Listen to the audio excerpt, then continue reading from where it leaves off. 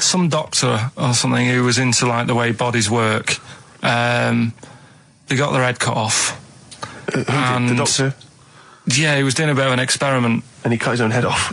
Yeah. Okay. And it was about, he said, when my head's in the basket, I'm going to blink my eyes. Right. Okay, sorry, hang on, let him finish. And, so the doctor has chopped his own head off, and he's told everyone, I'm going to blink my eyes. He's in the basket, and he goes like, right, I'm going to blink my eyes about, as many times as I can.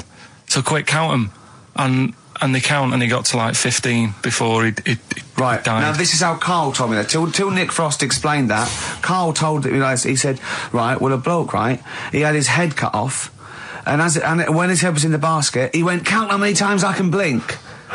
And I went, well, that's rubbish. He went, no. And Nick went, well, no, he actually said, when my head's in the basket. And Karl went, all right. I said, Karl, do you know the subtle difference? Do you see the subtle difference? I have to say, though, guys, I still don't really understand what went on there. You've both lost me. The story is that a bloke who'd been found doing... you mean that Karl just explained it and that was a clear version? Because I still don't know what you're talking about, Karl. Well, this bloke had his head cut off at experiments against God. He was a doctor in the, in olden times. Yeah. And when they cut his head off...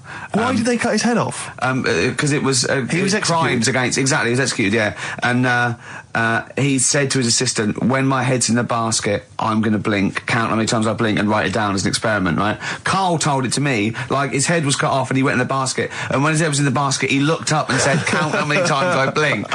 Yeah. I love that. I love the difference in that story. Yeah. Both rubbish, but, one's possible and one isn't. You believe anything that you're told except when we tell you the truth. Right, here's one. Christ. Ghosts and that we got talking about. Sure. And Nick said, right, he said, you'll like this one.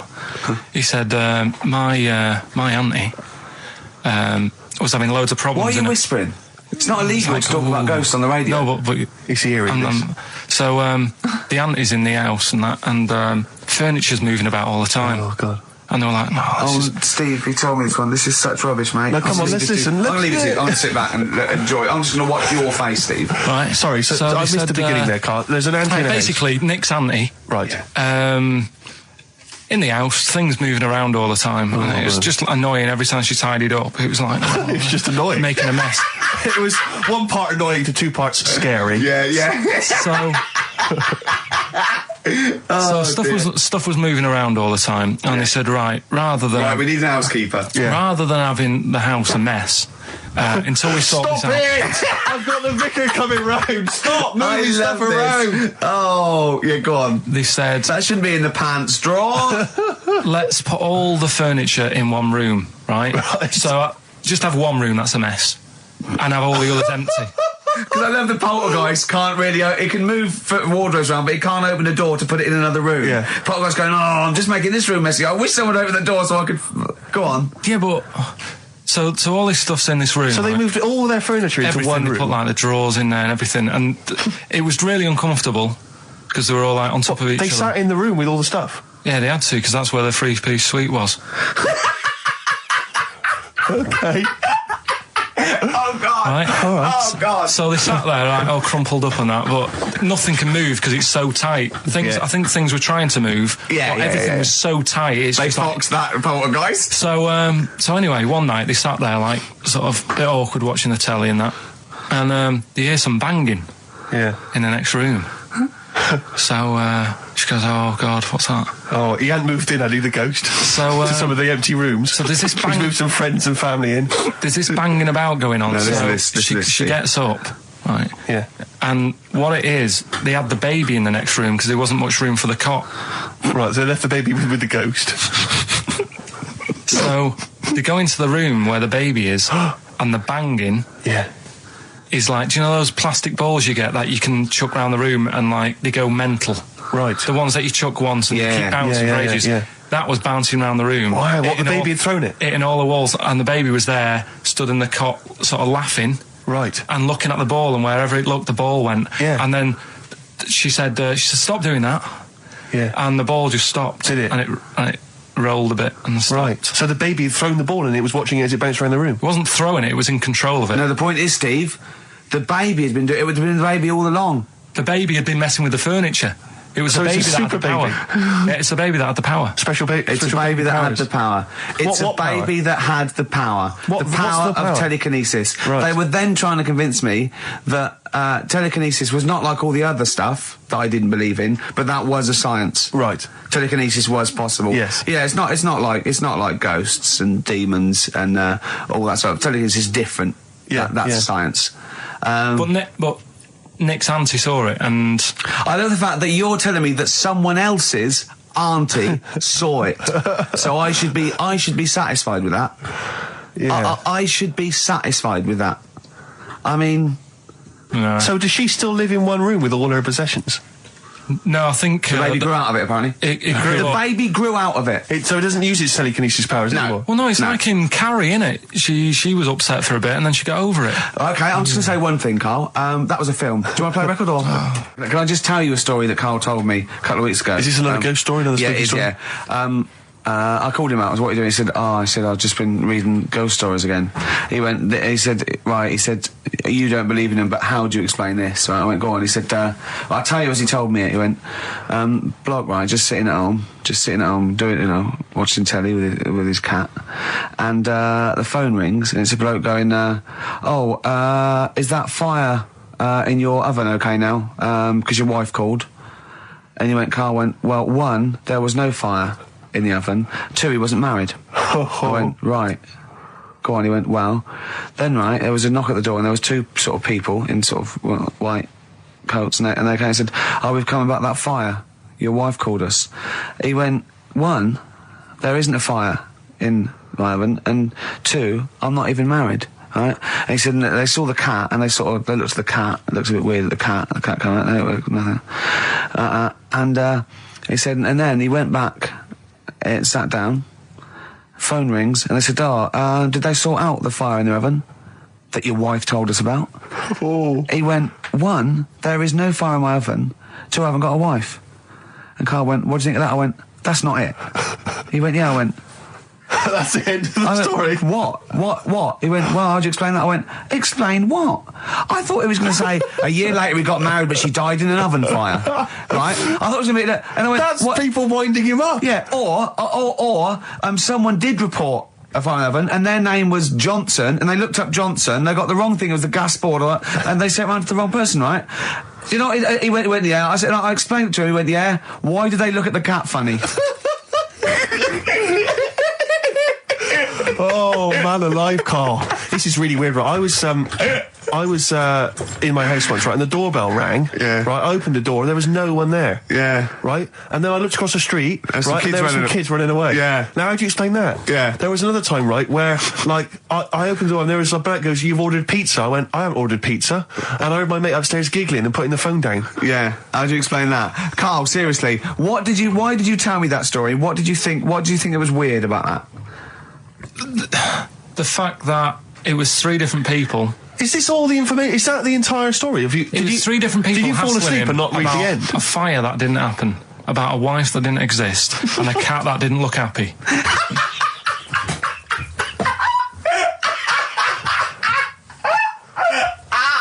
Oh, I'm gonna have a heart attack, Carl. What? I mean, why did they look at the cat funny? Because cats don't like spirits, do they? What? And the other blokes were ghosts? Yeah. Yeah, that's it. So these are kind of beetle about type ghosts. These are ghosts who walk the earth as the undead, just winding people up slightly. That's lovely. That is lovely. seriously, and a cat Carl- that did not look happy. But seriously, why would ghosts wander around just like winding people up? Oh, Maybe something did happen there years ago. Some fire. Some woman might have died in a house of a fire or something. Yeah. And it's sort of all happened again. Bit of Yeah. Yeah, it's certainly a mystery. I mean, if you don't it's a believe- mystery. I mean, I can't. What's this book you were reading? You were reading a book, which is interesting enough. It was the for tea and Times. Oh, Carl. Yeah. Well, I alive. don't know what to say. Carl, let me ask you now. Carl, you will be a little bit unnerved about this. Have you seen the film Jurassic Park? Yeah. You know what happened there? Well, according to the Sun here, it says scientists are planning to clone mammoths for a theme park. Look at his face. Look at that. He looks like a dog caught in the headlights of a car. He's terrified. I love Carl. He sprung to attention Carl. there. Is that the best news you could have? Man moths.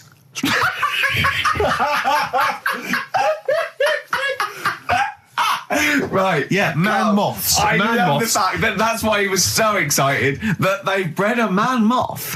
What is this? Yeah, it's a human being that hides in your wardrobe and eats an entire jacket in a day. Yeah. What do you mean, man moths? Mammoths. Mammoth, the big hairy Have you heard cow of a from the mammoth? Ice Age. I mean, elephant. You're not so excited about that, then? You can take or leave bringing back mammoths to life, but a man moth... A man moth is a different matter. Oh, if we'd have never brought that up, he'd have gone and told someone now. Yeah. You know, they've bred an half man, half moth. This and is that's what how, we That's how mean. things start. This is what we mean when you hear don't- these ghost Are you stories. slightly deaf? Is that it? When you hear these stories, is it? Carl, is English your first language? Are you actually foreign? Is that the thing?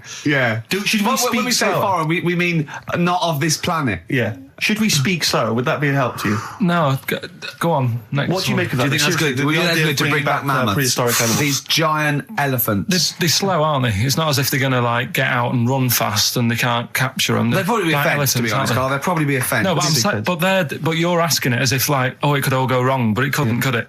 Well, Really? but the point was about Jurassic Park is they thought it wouldn't go wrong. They thought they had it all under Yeah, but control. that was And Have you dinosaurs. learned nothing from Jurassic Park, Carl? Dinosaurs would say, "Oh, think about it before you do it." But with a hairy elephant, it's not going to. not a concern for you.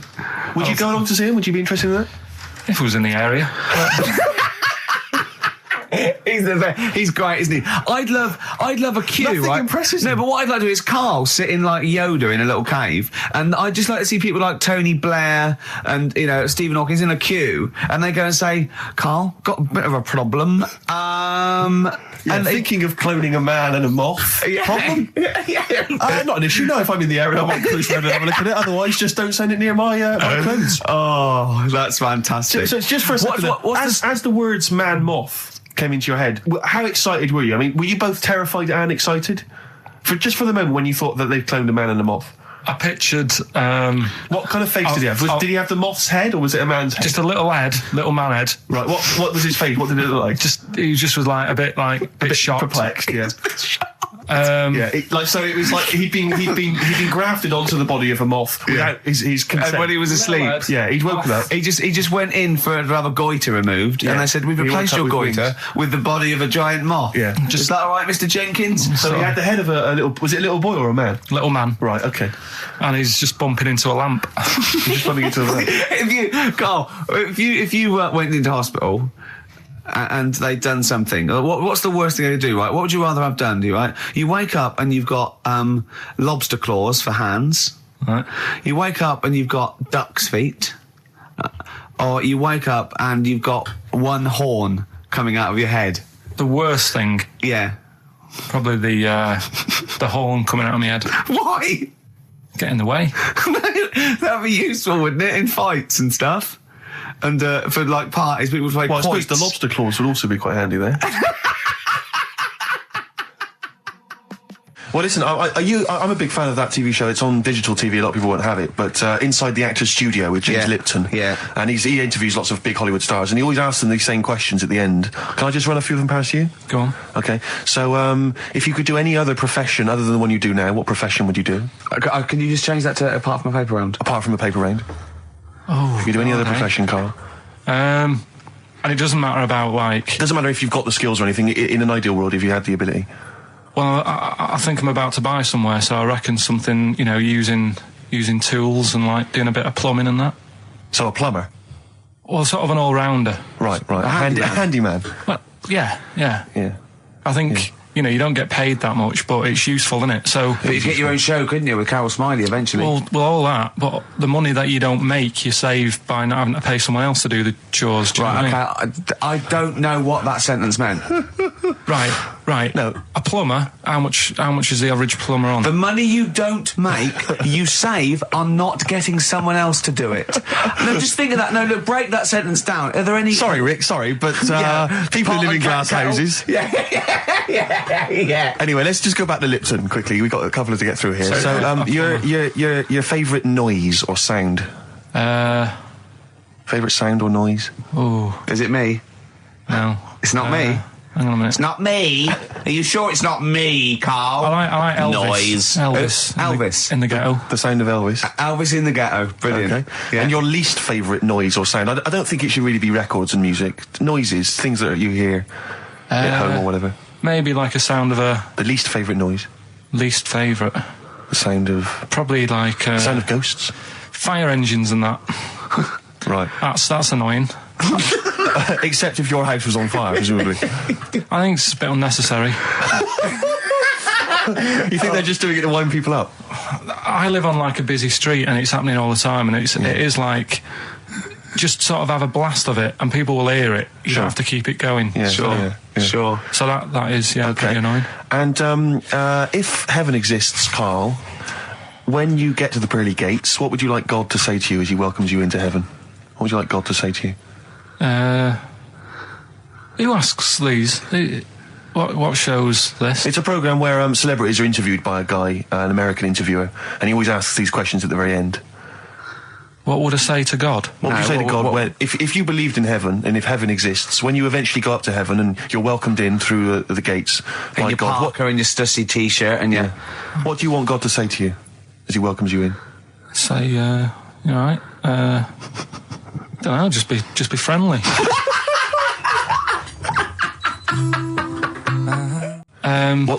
Is this something that happened to a friend of yours, or is this... No, I read about it. You read about it? Okay. There's this little lad, right? Okay. First of all, it's years ago, right? When they didn't have decent doctors in like every town and that. Yeah. And this little kid is dead ill, right? Yeah. And the local doctor... Well, there's a phone call involved, so I don't really get the impression that it's like medieval times. Yeah. Yeah. But I didn't say that. I just said it's years ago. So this kid's ill, right? Yeah. And he's lying in the bed, and he's all going funny colour and that. Yeah. And his mum says, I'm going to get the local doctor round. The local doctor comes round, and she says, I don't know what's up with him. He said, leave it with me. Leave it with me. He said, the doctor said that. I'll have he said I'll phone up a top doctor, who was in America or something like that. And so he goes to the phone in his office and he calls America, and because it's years ago, the phone line isn't that good, it's all crackly and that, right? Yeah. So he's talking to the doctor and he's saying, I've got this kid, he's a funny colour, and he's really weak and that. I don't know what's he's not giving him much to go on. Right? Sure. So the American doctor, right? Yeah. He goes, what you want to do? And it's all breaking up, right? Yeah. He goes, what you got to do? You got to... it's all breaking up. You've got to give him some parrot's blood, right? Some parrot's blood? Well, that's what he thought he said, but the line was really bad. Yeah. He meant parent's blood, but he heard that he said parrot's blood. He said, right, I'll do that, leave it with me. I can see where this is going. He goes to a pet shop. Yeah. He says, give us like half a dozen parrots. Sure. Takes them round to the kid's house, takes the blood from the parrots, puts it into the kid's fine. The kid's fine? It worked. Such a load of shite in my life. I've never heard such twaddle, such just made up, enhanced, exaggerated bollock in my life. A load of old rubbish, Carl. I mean, when he told me this, the doctor said, what do I do? And the doctor on the other end said, give him some blood. And the doctor went, where do I get blood from? So hang on, wait, I just need to clarify. Where do I get blood from? Give him some parents' blood. Give him some parents' blood. Give him some parents' blood. Yeah. But hang on, I just need to know where you read this. Carl. Where was this? Where did I you read stitched this? you up. You know what he said? He said, so do you believe it? I went, tell it to Steve. He went, do you believe it? I went, tell it to Steve. Carl. But where did you read it? That was on the internet. Where is it on the internet? I'm always looking at stuff. I was looking at stuff this morning because of Yoragella last night. eating all that funny food and that, and also they all got a bit scared last night, didn't they, with a snake? I didn't see that. So is this I'm a Celebrity, Get Me Out of Here? Yeah, he got all worried about a snake getting on the sort of wandering about in between the sleeping bags and stuff. Yeah. And They were all scared, and it's so easy. Leave it with me. Sorry, the doctor says, leave it with me. Leave it with me. Well, they were all scared because there's a snake, and it's so easy to find stuff out. Before they, where are they? Where is this jungle? Australia, I think. Before they went, give it half an hour on the internet. I found out with snakes, you don't need to worry, right? They're deaf, they haven't got any ears. Right. So as long as you're really quiet, it'll probably leave you alone. Yep. And also, they don't have eyelids. So they were suggesting if one's coming towards you, just like kick sand in its eyes. Because it can't blink, and it leaves it a bit like annoyed, and it wanders off. But they didn't do any research before they went. Yeah. And that's, I think your knowledge would hold you in good stead. I don't think you need to know any more than you know. Carl's getting very excited, as we all are, about his new... Should we let him do a little taster for us? Well, I'm very excited about it. I mean, so the gist of it, what is it? What is it exactly? Right. Is it a game show or is it a competition? It's just, I just thought it's something that, you can play, and also people at home can take part in it. Now, would they phone in about this, or they can just play at home while they're listening? They can just play at home. Okay. You mean we haven't got any prizes? No, there isn't. No, I think we could get him to phone in, maybe. Well, I don't know. Let's hear the game idea first. Yeah. Right, it's music related. Okay, good. And what I do is I sort of tell a little story. Okay. And that story makes up a song title. All right. Well, it sounds ambitious. So, is it a cryptic clue? Could be. Say like this, right? Oh, dearie me. Oh, dearie me. Say like this. Right. This woman, right, she's pregnant. You know the answer to this one, so don't be saying anything. This is just aimed at Steve. Okay. Right. This woman has a baby. Yeah. She's pregnant, has a baby, and the doctor's there in the hospital, going, "Oh yeah, you've got a lovely little baby." Oh, here. You told me that this is. Oh, this guy. Got a lovely little baby. It's just coming out now. You'll be able to see it in a minute, and it's like covered in gunk and stuff. Yeah. And he's going, "Yeah, it's nearly here. It's coming out. I see its little head and that." And he gets hold of it, and it's full of all this gunk. Right. The baby's full of gunk. Yeah, like the covered in gunk or full of gunk. Covered in it. Right. And he goes, "Here you go. Get hold of your baby," and he drops it. Right. What song's that? There's so much irrelevance there, Steve. I can't tell you. It's not a cryptic clue. It's not a cryptic clue. Because only... the gist of it is relevant. That isn't the best one. That's just... Right. I mean, there is just... There's things there that you were dwelling on and thinking of puns. Don't. Just go for gut instinct. What was it? What was that? Right, I just need to try and get the basics of this. There's a woman, she's pregnant, she has a baby. Yeah. The baby's covered in gunk. Yeah. Right. And because of the gunk, the doctor drops the baby. Yeah. And that's all I need to know. Yeah, that is all you need to know. Yeah, the pregnancy is largely irrelevant. Okay, what are the key elements? It's the birth and the doctor dropping it that are the irrelevant. The birth thing. and the dropping of the baby. Yeah. I've absolutely no idea. I can't even begin to guess. Think about what's happened here. Oh, Carl, she's had a baby. The doctor's trying to deliver it. He's saying it's a nice little baby you've got here. This is all irrelevant. Right, let me tell you this. So just to be fair to Steve, so he can get into your mind. Right, this is not a traditional cryptic clue, logical problem. This is Carl. What song am I thinking of? Right, that is Underworld, Born Slippy. I have to say, actually, that makes textbook sense. Yeah. No, that does actually. No, I'm sorry. Do you like all the story about it's all right, you can see it in a minute. Oh, it's just covered in gunk. Yeah. No, I agree there is some extraneous detail, but I have to say... Yeah. That Born was good, because it was... That's the look of it. Was Born was good, yeah. And Born Slippy... no, I was quite impressed by that, Carl. I have to say, no, to be fair to you, I'm not just patronising you. Oh, well, wow. I actually think that was really good, and I disrespect Ricky Gervais for slagging that off, because I actually think that was quite good. Well, let's go ahead with it then. I feel we could maybe open this up to email correspondence or the phone let's go lines. for it then. Okay, this is Karl Pilkington's new game show idea. It's just what's the song? Karl Pilkington presents What's the Song? Ladies and gentlemen, please welcome to the stage Mr. Karl Pilkington. And Karl Pilkington with his brand new show, What's the Song? What song am I thinking? No, I mean... You're nervous about this, aren't you, Rick? I am. You're worried. Well, because I've heard some of these clues before. And they're ramblings... Sometimes they're close to ramblings of a fool. right? And it really is like those "What am I thinking?" Yeah. I don't know though. I actually was genuinely impressed by Born Slippy. I have to give him the benefit. That's one of the better ones because that was short, sweet, and it worked. Some of these that you say they're not going to be quite as pissy. Some of them are like Emily Bronte novels. Now listen. We're just going to go for it then. You do it, and we just get people to call up because I want to see the general public's confusion of trying to work out. Why don't you give us your next clue, and then we'll play a track, and then we'll hopefully have people on the line after the track to try and answer it, and you can recap briefly. So give us your clue now for what song am I thinking of? Right, this one. It's about a woman. And she's just normal, nothing wrong with her, or so she thinks, right? But there's the twist. Is this like the Tales of the Unexpected? And she's got she's got her mates and she's having a normal life, having a good time and that. And then this thing happens, right? And she starts to stink. And she can't have a bath, right? And she really wants to have a bath. She's dead sweaty and stuff. She's going about her daily stuff. She can do everything else normal. She can eat, she can talk, everything.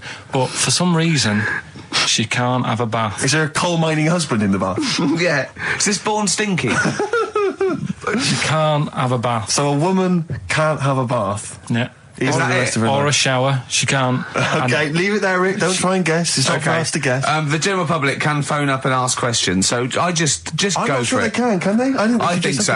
Otherwise, we don't want just people just phoning up and I'll tell you what about this? Why don't they can ask one question? Yeah. They can ask one question of Carl, then they have to make a guess.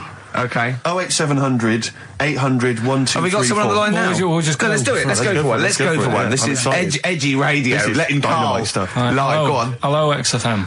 Hello, I'm ringing about what's the song? Absolutely. What do you think? Well, I'm going for Dirty Diana. Dirty Diana. See, that works. That's a great guess. It does. Yeah, but it doesn't work because why can't she have a bath? Okay, so the answer is in there. I was going to ask you. Well, that's your one question. That'd be the answer. That would be the answer, I'm afraid. What was your name?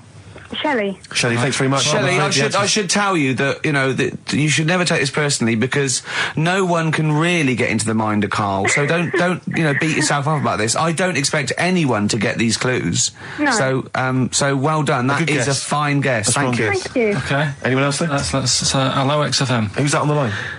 It's Chris. Hello, Chris. A question for Carl?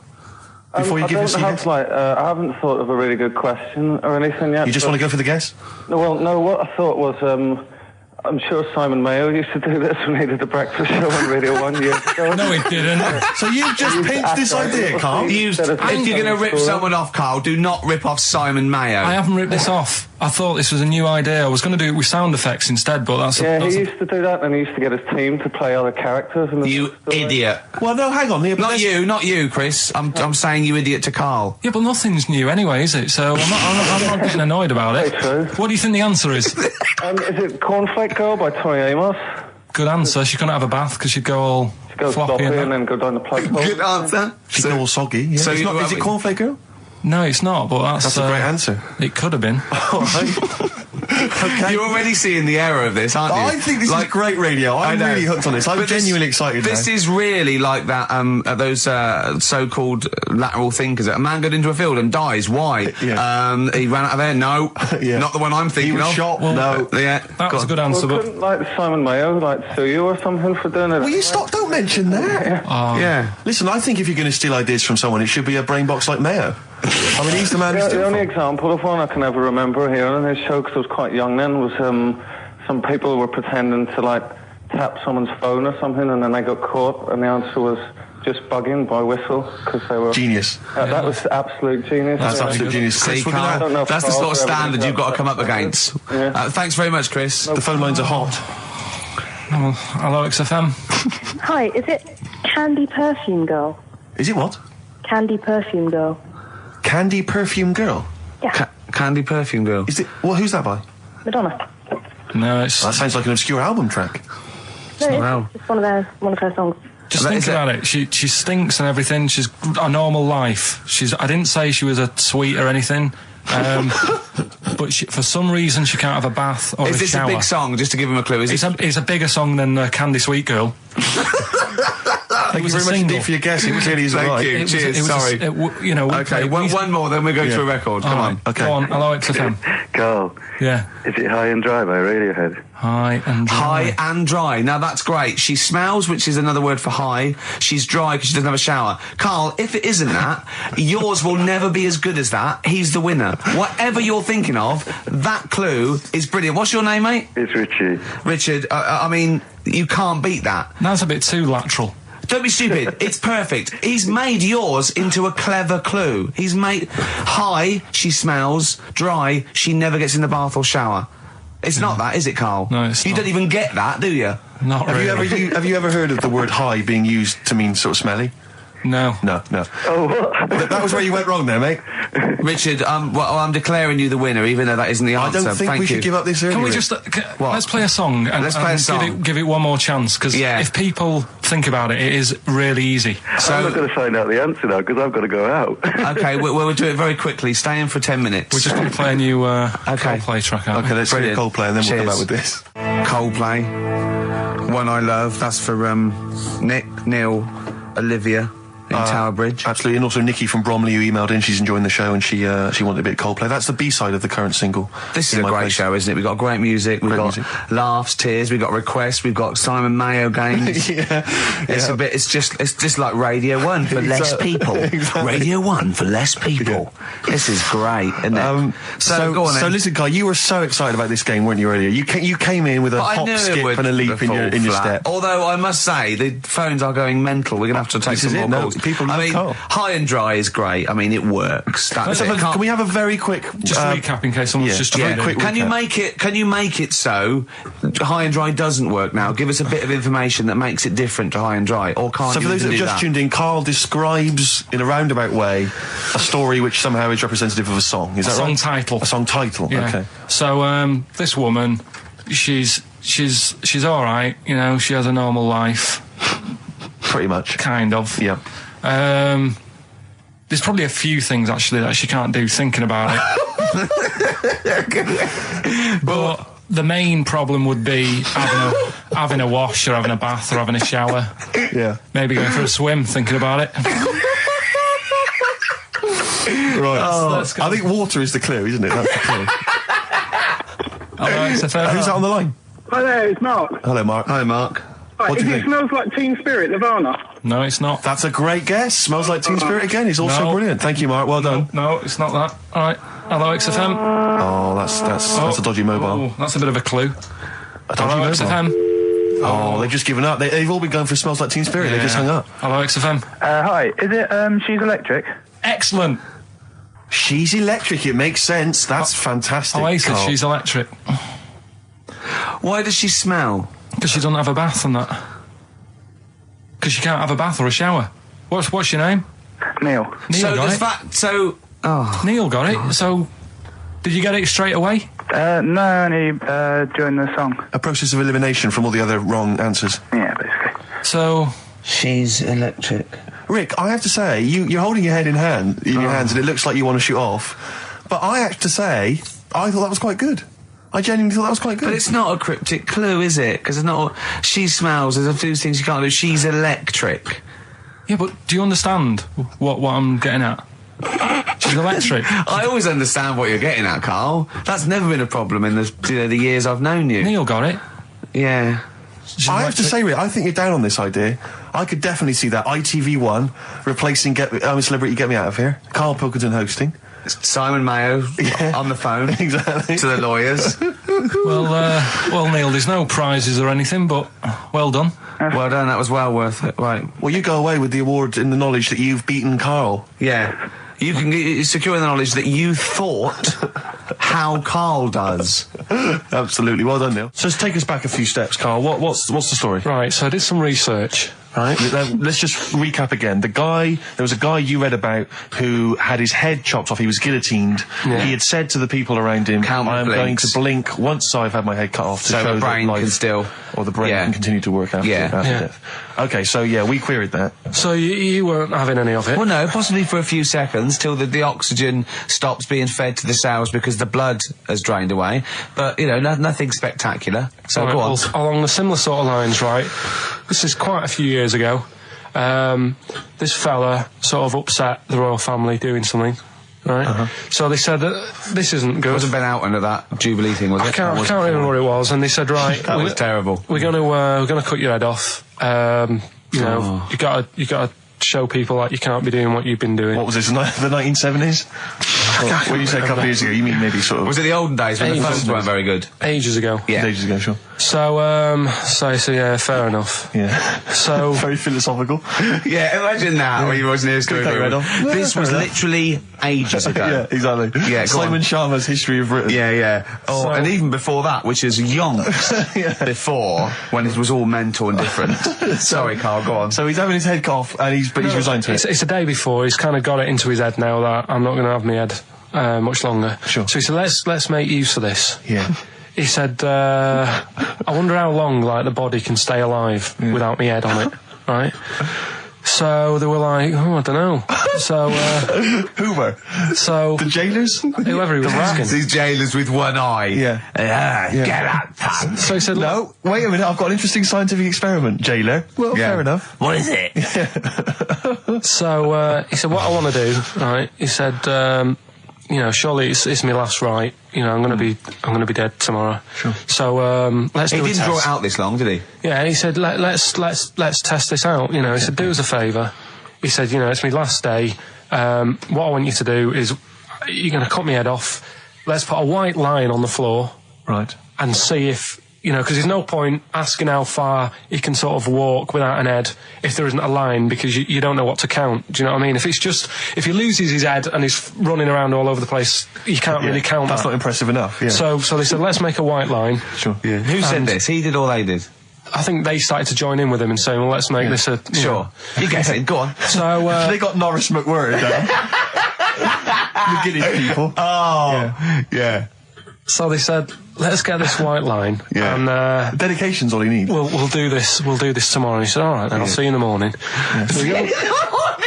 I'll see you in the morning. Night, sleep tight. Bye. I love the fact that Carl knows exactly what was said. Yeah. That's beautiful. Yeah. He doesn't know the story or what order it is in or when it was. He knows exactly what was said. But he knows the intricacies. All right then, see you in the morning. Bye, little kissy. Oh, I'm not like that. Oh, you joker. Don't let the bed bugs bite. Yeah. Anyway.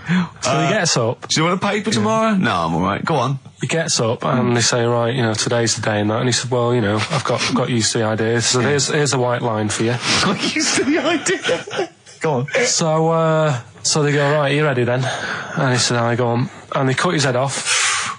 And the body walked 32 steps without a head. Wow. 32 steps. Incredible. And that's the lesson, really. Did it get as far as it walked along the white line, did it? Yeah, it stayed along the white line, did 32 steps, and then started to stumble a bit, and it just fell over. Yeah. But, it was a test that your body can still keep alive for a little bit. Yeah. When you've lost your head. Absolute twaddle.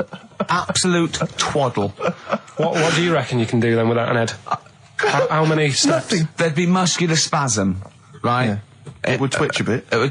You could not distinctly take 32 steps. The body don't... Yeah. Is the doctor still on the line? Yeah. The fella that bought 6 parrots. Yeah. And, you could have got 32 steps. Right, so you don't believe that. Doing a bit of line dancing. Right, you don't believe that, but something that you do believe that a cockroach can live a week without an head. It can. Slightly different kettle of fish there. Why? Wow, insect to human is what I'm thinking. Yeah, that difference. There's not that much difference in some insects. Do you know that a snake has a heart and lungs and kidneys and stuff? Go on. No, well, I'm just saying. So? You're making out as if they're a totally different, species. I am making out. I mean, call me old-fashioned. Do you know what you're talking about? I don't want you embarrassing yourself, Rick. Yeah, I am suggesting they're totally different beings. Yeah, that is... Yeah. Now, Carl, the cockroach is a very different thing. The interesting there is that it lives without its head, because a lot of it's on, there's some of them are phototropic, chemotropic, some of them just literally have, irritation and muscle memory. I mean, they do have a central nervous system, but it's very different. So if you lose the head, it bypasses a lot of that anyway. All this is running around. The reason it dies is because it can't take on water. But it's very different to a man, right, having consciousness and then losing that, and the body's still going, no, I think I remember what I was going to do here. Yeah, so I'm going to carefully walk 32 steps along this white line. Imagine you just looking down going, oh, missed a bit. Yeah. Maybe the head was in the corner going, left, left, left, oh, he's now, ooh. Well, let's just put it out. I mean, if anyone listening has maybe had a relative beheaded, maybe in a horrendous car accident, but they got up, maybe they went for a walk, they had a little chat. Oh dear, Carl. Get in touch. Carl, you are my favourite being. You are my favourite species. Now, you, Carl, may not be particularly different genetically from a cockroach. You are. Why can cockroaches do that? Why whoever made them went? Let's play a record. Do you know what? When I told him this fact, I send him little facts on text messages just to inflame his, interest. I just sent him a cockroach can live 9 days without its head. He texted back, "What's the point of that?" Yeah. What's the point of They're that? not doing experiments. These cockroaches. It's a boring last week to have. And he went, and on top of all that, you're thirsty. So it's the worst week of your life, isn't it? That week without your head. Play a record. Carl. Competition time next. Oh. We need some corn. Look at his little face. Look at his little face. You've not heard Carl's competition. Oh, he could live without an head. You've got a real problem with Rick Waller, haven't you? He turns my stomach. I know, but don't... Because he's arrogant as well, though. Exactly. That's the problem. Don't explain to people that... No, he is a bit arrogant. It's his whole thing, that it's the whole package, so to speak, that you don't Well, there's another thing in this quote, because it's not just the fact that he eats too much. He tried, apparently, to lose some weight, and he said, the first month I lost 11 pounds, the next I lost a stone, but in the third my body did somersaults and I put on 9 pounds. I had a slip up.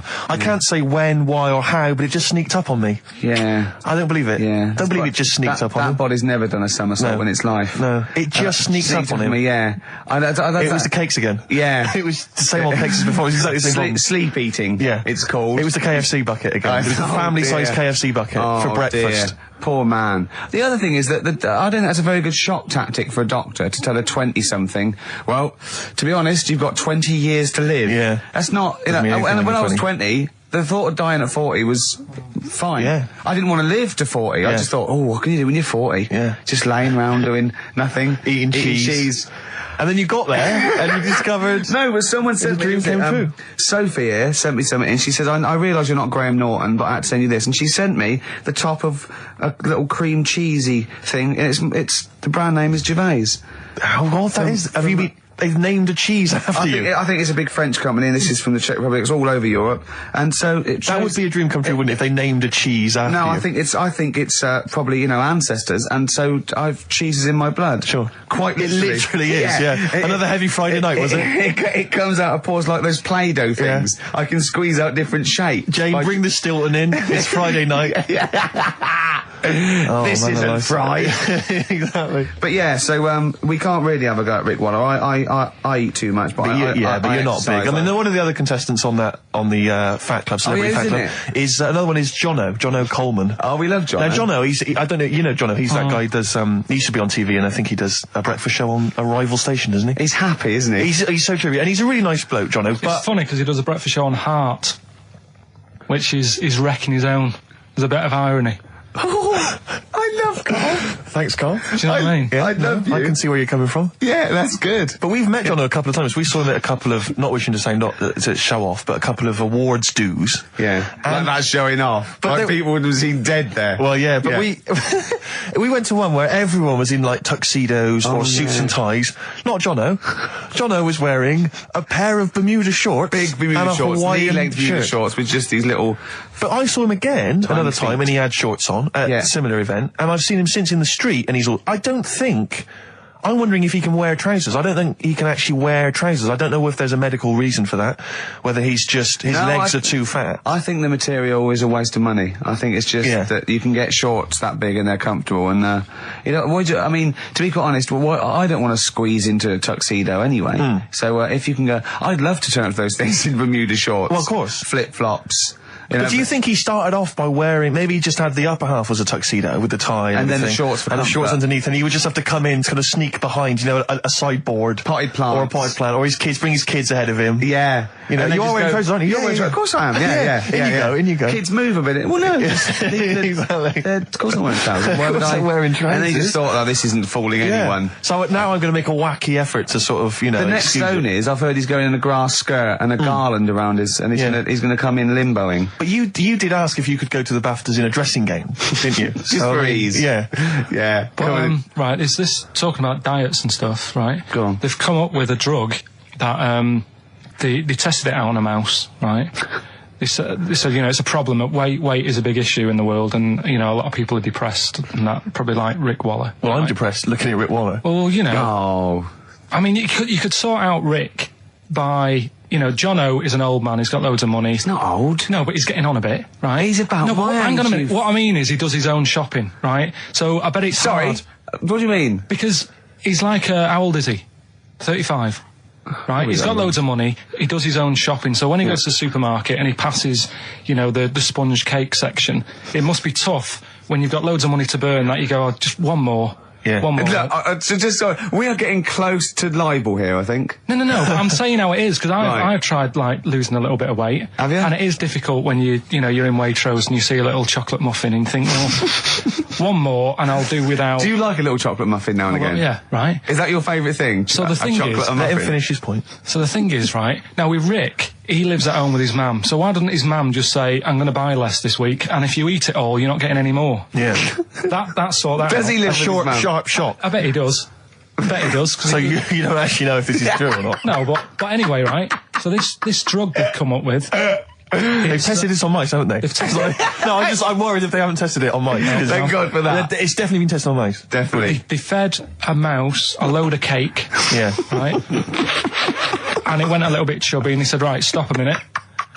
And then they gave it this drug that makes you lose weight. Yeah. And its weight went down, but the only bad side effect was its eyes were popping out. Well, that seems to be fine then. Let's give it to Jono.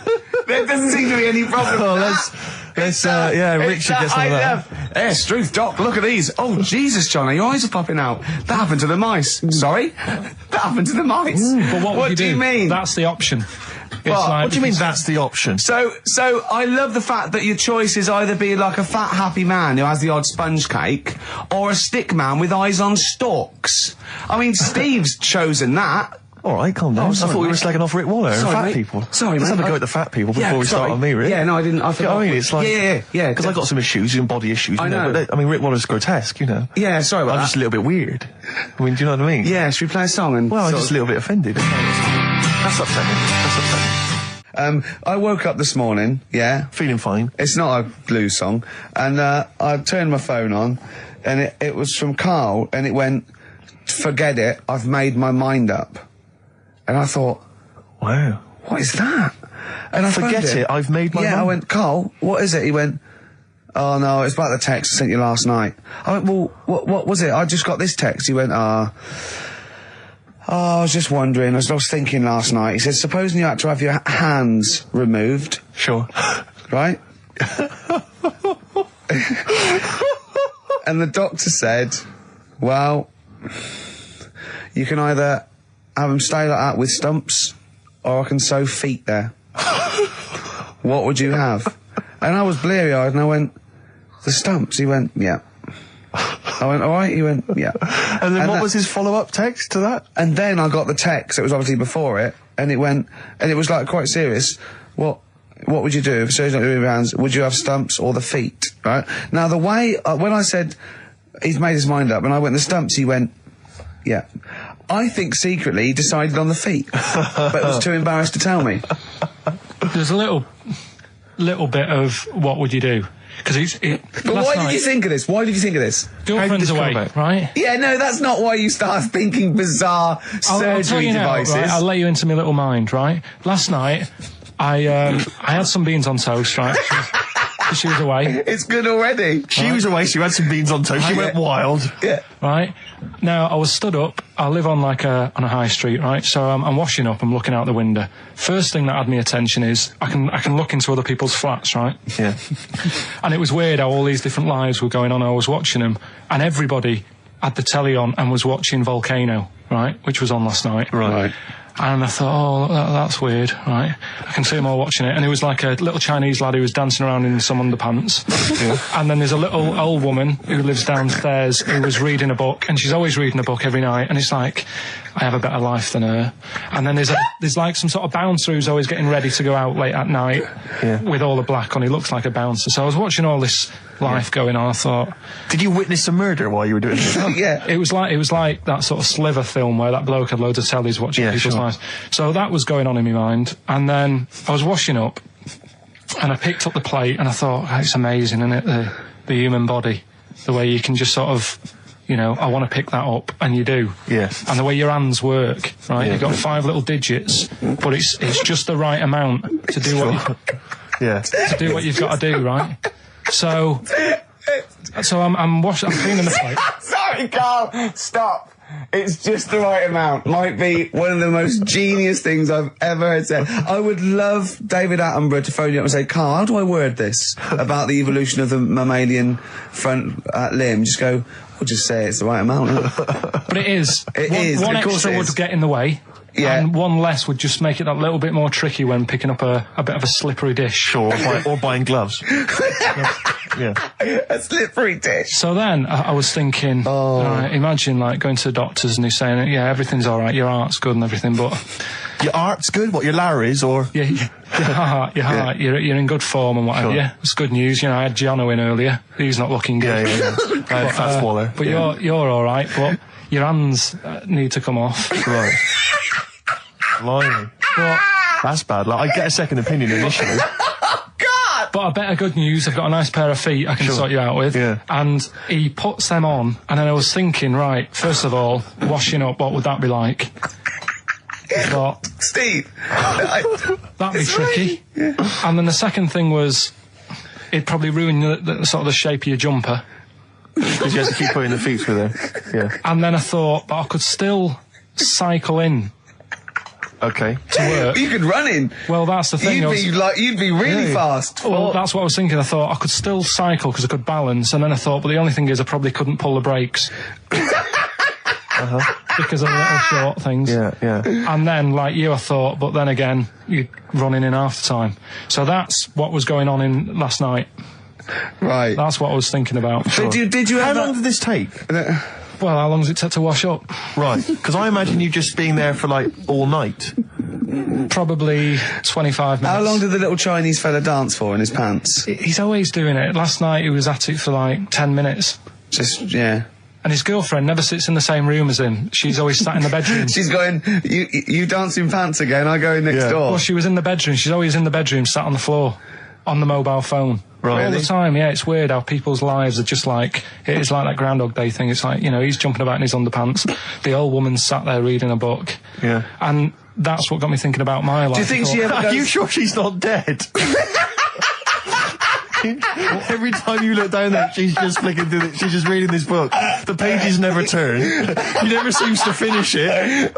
She never moves from her chair. Are you sure the Chinese her girl's cats going? Are dead around her. I'm going into next door again. That little round-headed fella's looking in. He's looking in at me. The bouncer goes, "Don't worry, love. I'll go and beat him up." But he's always getting ready. That's true. They see you staring at and washing up, going, "I could have feet here," and they get scared. The old woman's dead. Oh, Carl, dear. can you tell us roughly which neighbourhood you live in, so that we know? It's central. Central, is it? Yeah. Wow, imagine if that little... Was he a Chinese fella, did you say? Yeah. Imagine if he was listening now. I'd love him to call in and explain his actions. Well, he might be on some other radio station talking about a lad who's always washing up and looking at his hands in a mysterious way. But do we know this doctor that would go, well, all right, Carl, you can either leave them as stumps or I've got a little pair of feet. Why? I told Jane this, and Jane went, Is that the only choice? Is he? Could you say, could I have some dead man's hands? Have you got any? Where do you get the feet from? Where do you get the feet from? Can I have? What would you rather have then? Human feet or monkey paws? Well, I mean, that wasn't an option last night. That if the doctors said... No, it wasn't an option last night, but don't forget, it's in your head, Carl. This didn't happen. I'm just saying, at the time, that's all the doctor had to offer. But, it's your head. You can go anywhere. No, it wasn't a real doctor to offer. It's in your head. You can go anywhere. You're not trapped. Yeah, but if you can do anything, then you'd say we'll sort us out some other hands. Fair point. Let's play record. We gotta come back to this. It was my birthday, right? Went home after working with you a couple of Saturdays ago, right? Girlfriend was like, open your card, and I said, no, it's my birthday on Monday, I'll open it. You obey by the rules, certainly on birthdays, birthday rule. Well, there's no point. Well, exactly, chaos leads that way. Yeah, right, so... not an anarchist, never has been. So anyway, she was kept going on, and it was doing me head in, so I said, alright, I'll open it. Yeah. So I opened it, ticket fell out, surprise holiday to one of the Canary Islands. So... And what was your reaction? I mean... The first one was, we haven't got enough money. Right. For this, but I didn't want to ruin it, so no. So I didn't go on about that, and I said, "Oh, it'd be great." So I can't wait. So, did you say it in that tone of voice? Well, it was good timing because I was tired and everything, and I'm not a big holiday fan, but the timing was right. Yeah. Do you know what I mean? It's the same as last night. I don't always like a curry, but last night you're in the mood. You get that sort of curry. You had a feeling. Yeah. You had a feeling. You thought, and then lo and behold, later you were eating the curry. It's weird, isn't it? Isn't it weird, the paranormal? Isn't it weird? They work in mysterious ways. Ghosts. Yeah. So anyway, right? The island. If I was on Wish You Were Here, I'd probably say it's a bit barren. Okay. Not much there, but if you get a hotel, you guarantee good weather. Right. Are you? No, what I mean is, it'll be a good holiday. If you get a hotel, right, the weather's always good, so you'll have a nice time. Yeah, that was a comma. Yeah, it was a Go on. And all that, and the food was all right, and everything was going all right. I was just having a nice, relaxing time. And how do you sort of spend your time on a holiday? You just lie around? Is that sort of holiday, just lying around. I bought a book. You bought a book? Yeah. Okay, ghosts? No, it was short stories, right? It about was ghosts? it was about like special days in our time and time before me and stuff. Oh, yeah. And it was like, it was telling you about how I think it was 1814, the Thames frozen up. Yeah. And all these stories are told by eyewitnesses. Yeah. Right? So there's some fella who was around in 1814 and the Thames was frozen and people used to put market stalls on there and they'd do the shopping. It was like an Oxford Street. Was that Mad Liar Charlie? No, because he's famous for that. Well, I'm sure, No, I think that was Mad Liar Charlie. Right. Yeah. So I was reading that, and then after a couple of days was a bit like, boring. Yeah, you can only do sort of so much lying around and so much reading. So Suzanne said, let's go on the beach, have a walk. You ain't gone on the beach? Where had you been up to this point then? In your room? No, just like around the pool, just relaxing and having a swim and that. Yeah. So she said, let's go on the beach. I said, all right then, yeah. So wandered down to the beach, and first impressions are, it's all right, it's clean. Your criteria is so basic, it's brilliant. Hotel, yes. Roof, good. Food, adequate. Beach, clean. Next. So I'm walking along, and everything's good, and there's a woman feeding fish bread, which I thought that's different.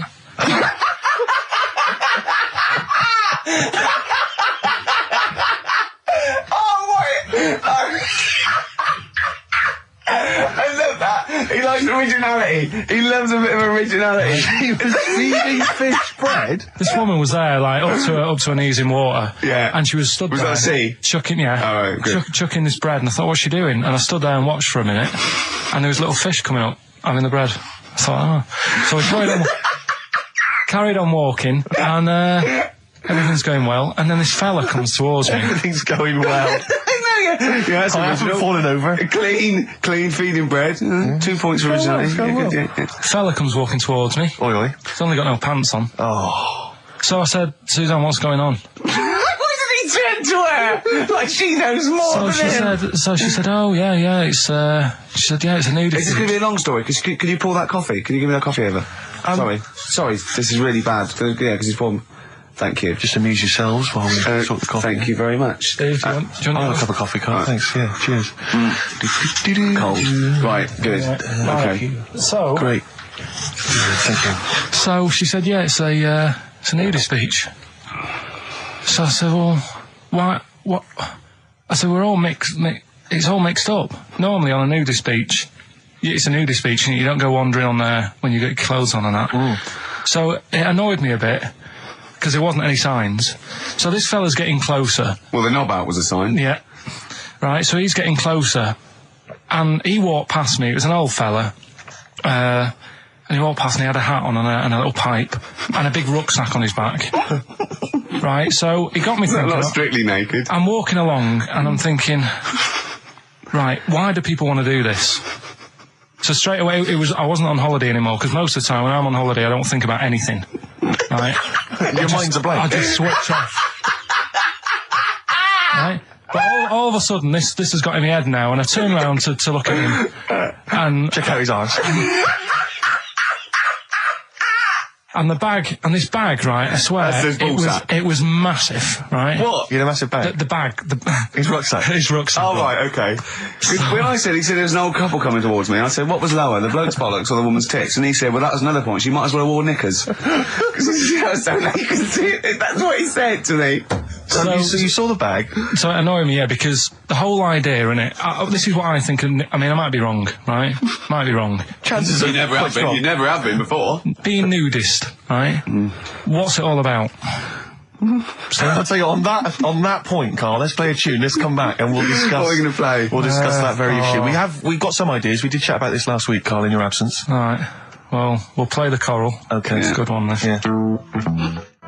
Coral, Dreaming of You, on XFM 104.9. I'm Ricky Gervais, with me Steve Merchant and Karl Pilkington. If you just joined us, Carl is walking down the beach, and a man has just passed him with his knob out. Yeah, his testicles out and his huge bag, apparently. Right. Now, we'll sum this up, you know, quick, because we did talk about it last week. You know, you did call me and tell me some of these things, and we sort of mentioned it last week, but you just want to say just give us your thoughts on nudity.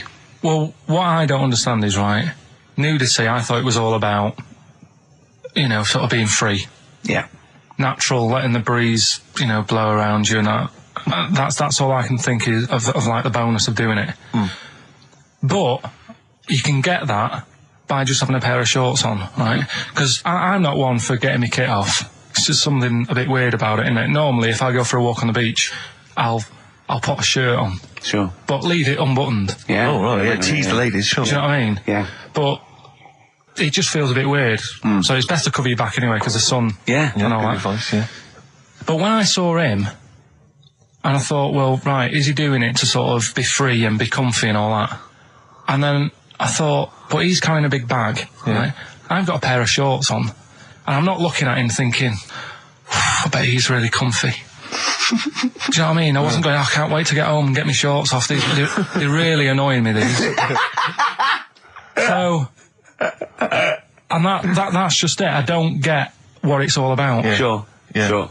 Well, okay. Well, my advice to you is don't go to nudist beaches again. Well, I didn't go again. Got some new ideas for you. Go on. Well, they've all been blinders in the past. Go on. Did you do any competitions when I was away? Did we? I think we did, didn't we? Did we give away a DVD? Did we? Yeah, we did. Yeah, go on. Yeah, right. Go on. Anyway. Well, I thought some... This isn't like radio, is it, as we know it? This is just people talking. If the mic's on, it's luck. Yeah. If anyone's listening, I've no idea what they think of this show. It's not a show. Not in the traditional sense. No. Okay, then you're going to change with that kind. Because a show suggests a certain form of presentation. Yeah. A certain pride. And when we do present it... dare I say, some planning. Yeah, and when we do, it's ruined by pressing the wrong button. Yeah, but I've got some planning here. Go on, then. Quizzes. What I did was, when I was on holiday... Yeah. Right, you said, you know, come up with a new idea, right? So the best way of coming up with ideas is sort of... thinking. Sort of nicking a TV show name and then twisting it a bit. Yeah. So... Or just rip off Simon Mayo's idea completely. That's good advice for anyone out there. I didn't... Yeah. If you're interested in ideas. Carl is presently running a course writing for TV. Yeah. And that's the lesson one, isn't it? Just rip something else off. Just do an idea and change the title slightly. Yeah. Well, go on. This one I haven't really got I don't know what to do on the game, but I'm thinking...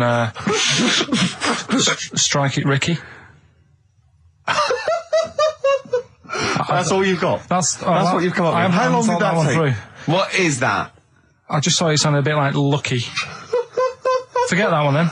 Yeah, forget that one. Okay, yeah, well, no, good. No, we all have hits of this. Even Spielberg's, not all his films, you know, can hit the. Go on. Right. No, okay, no, it's a good. Go on. Yeah. Do you remember Big Brother? Yeah. Do I remember Big Brother? No, go on. Big Mother, right? You call in. If your mum's heavy, you win a CD. What do you mean? How can you prove that? All right, forget that. Right, ER. Here's one. Right, ER.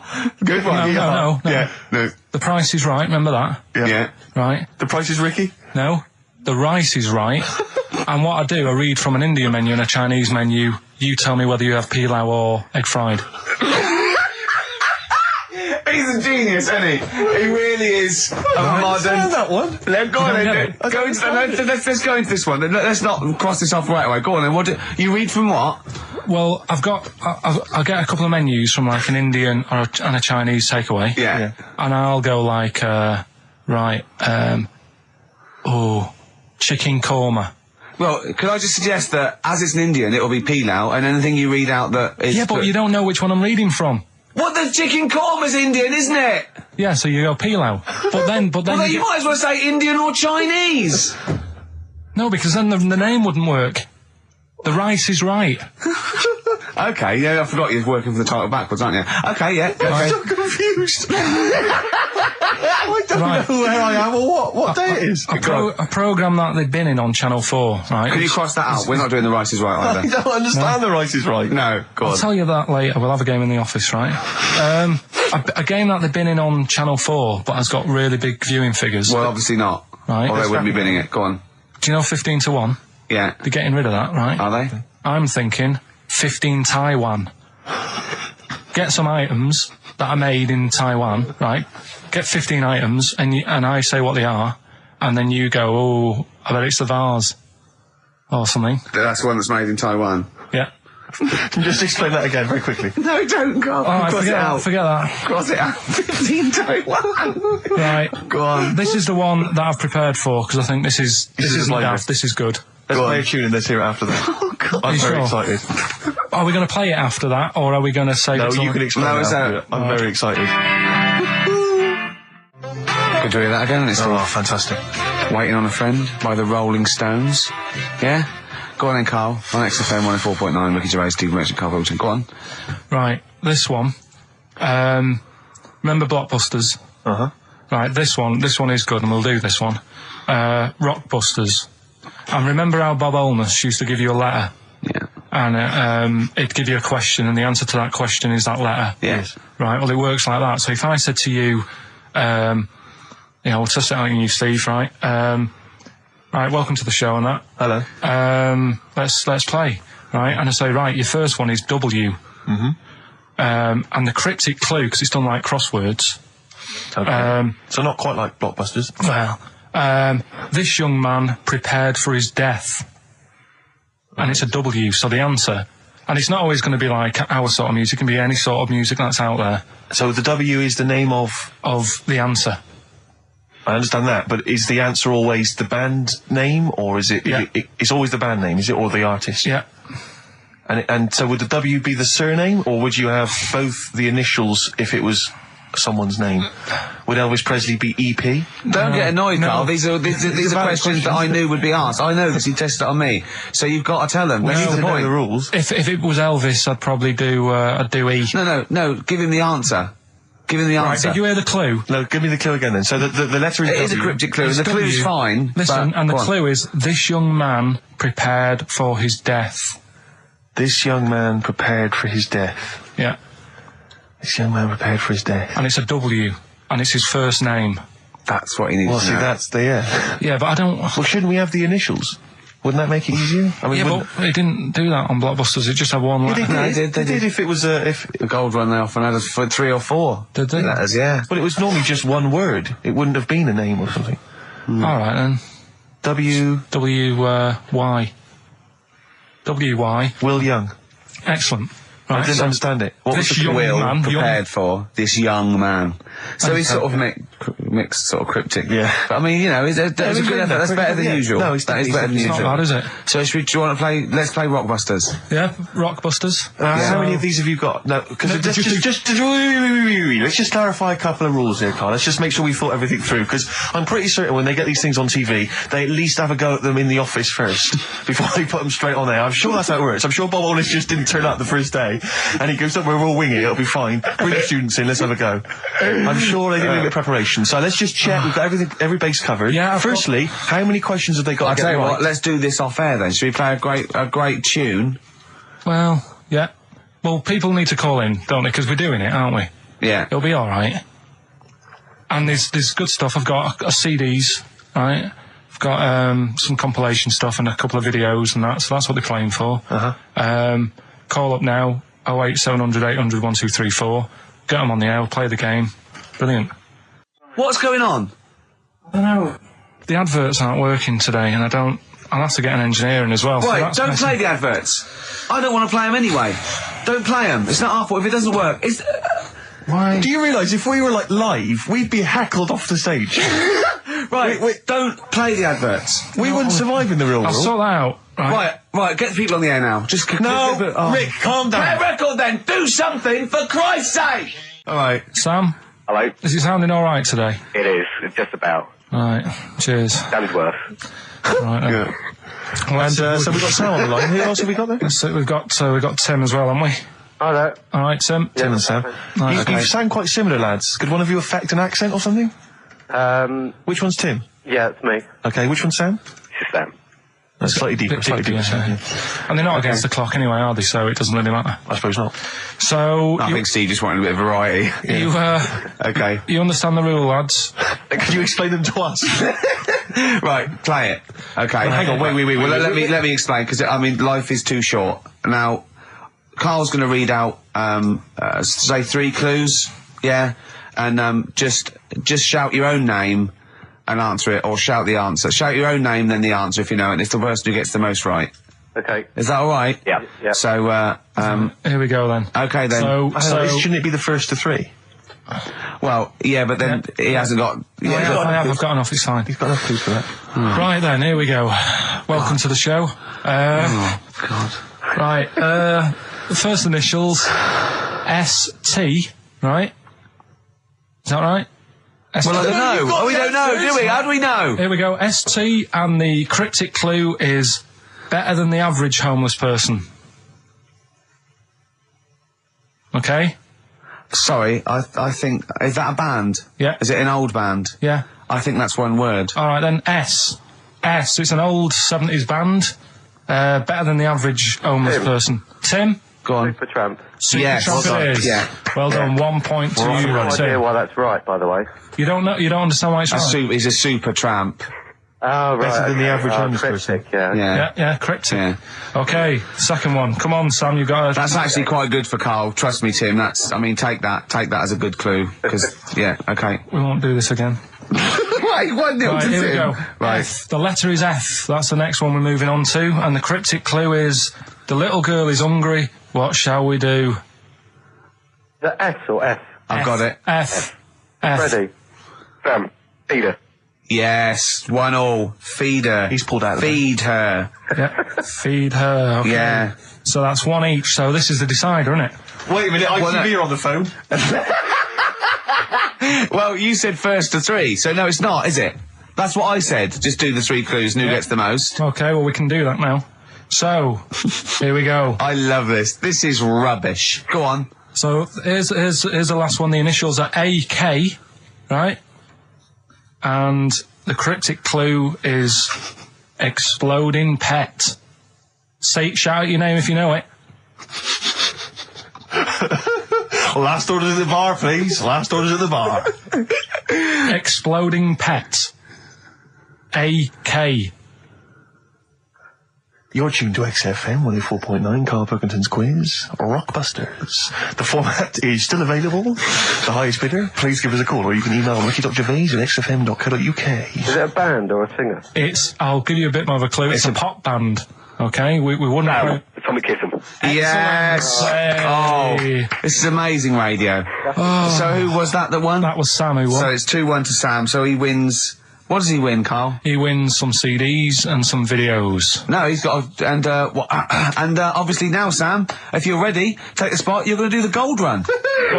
Away you go, Carl. I haven't got any more. You're a fool. Right, stay on the line. We're giving both some presents. Play a record for. Rick, I'm going to shoot off. Not come. Now, it reminds me, talking of gnomes, he said to me in the week, he went, did you see that programme on telly last night about dwarves and fellas without legs nicking cars? And I went, no. He went, it's amazing, right? Because they haven't got legs and that. They scoot along and they can nip into a car like the Dukes of Hazzard.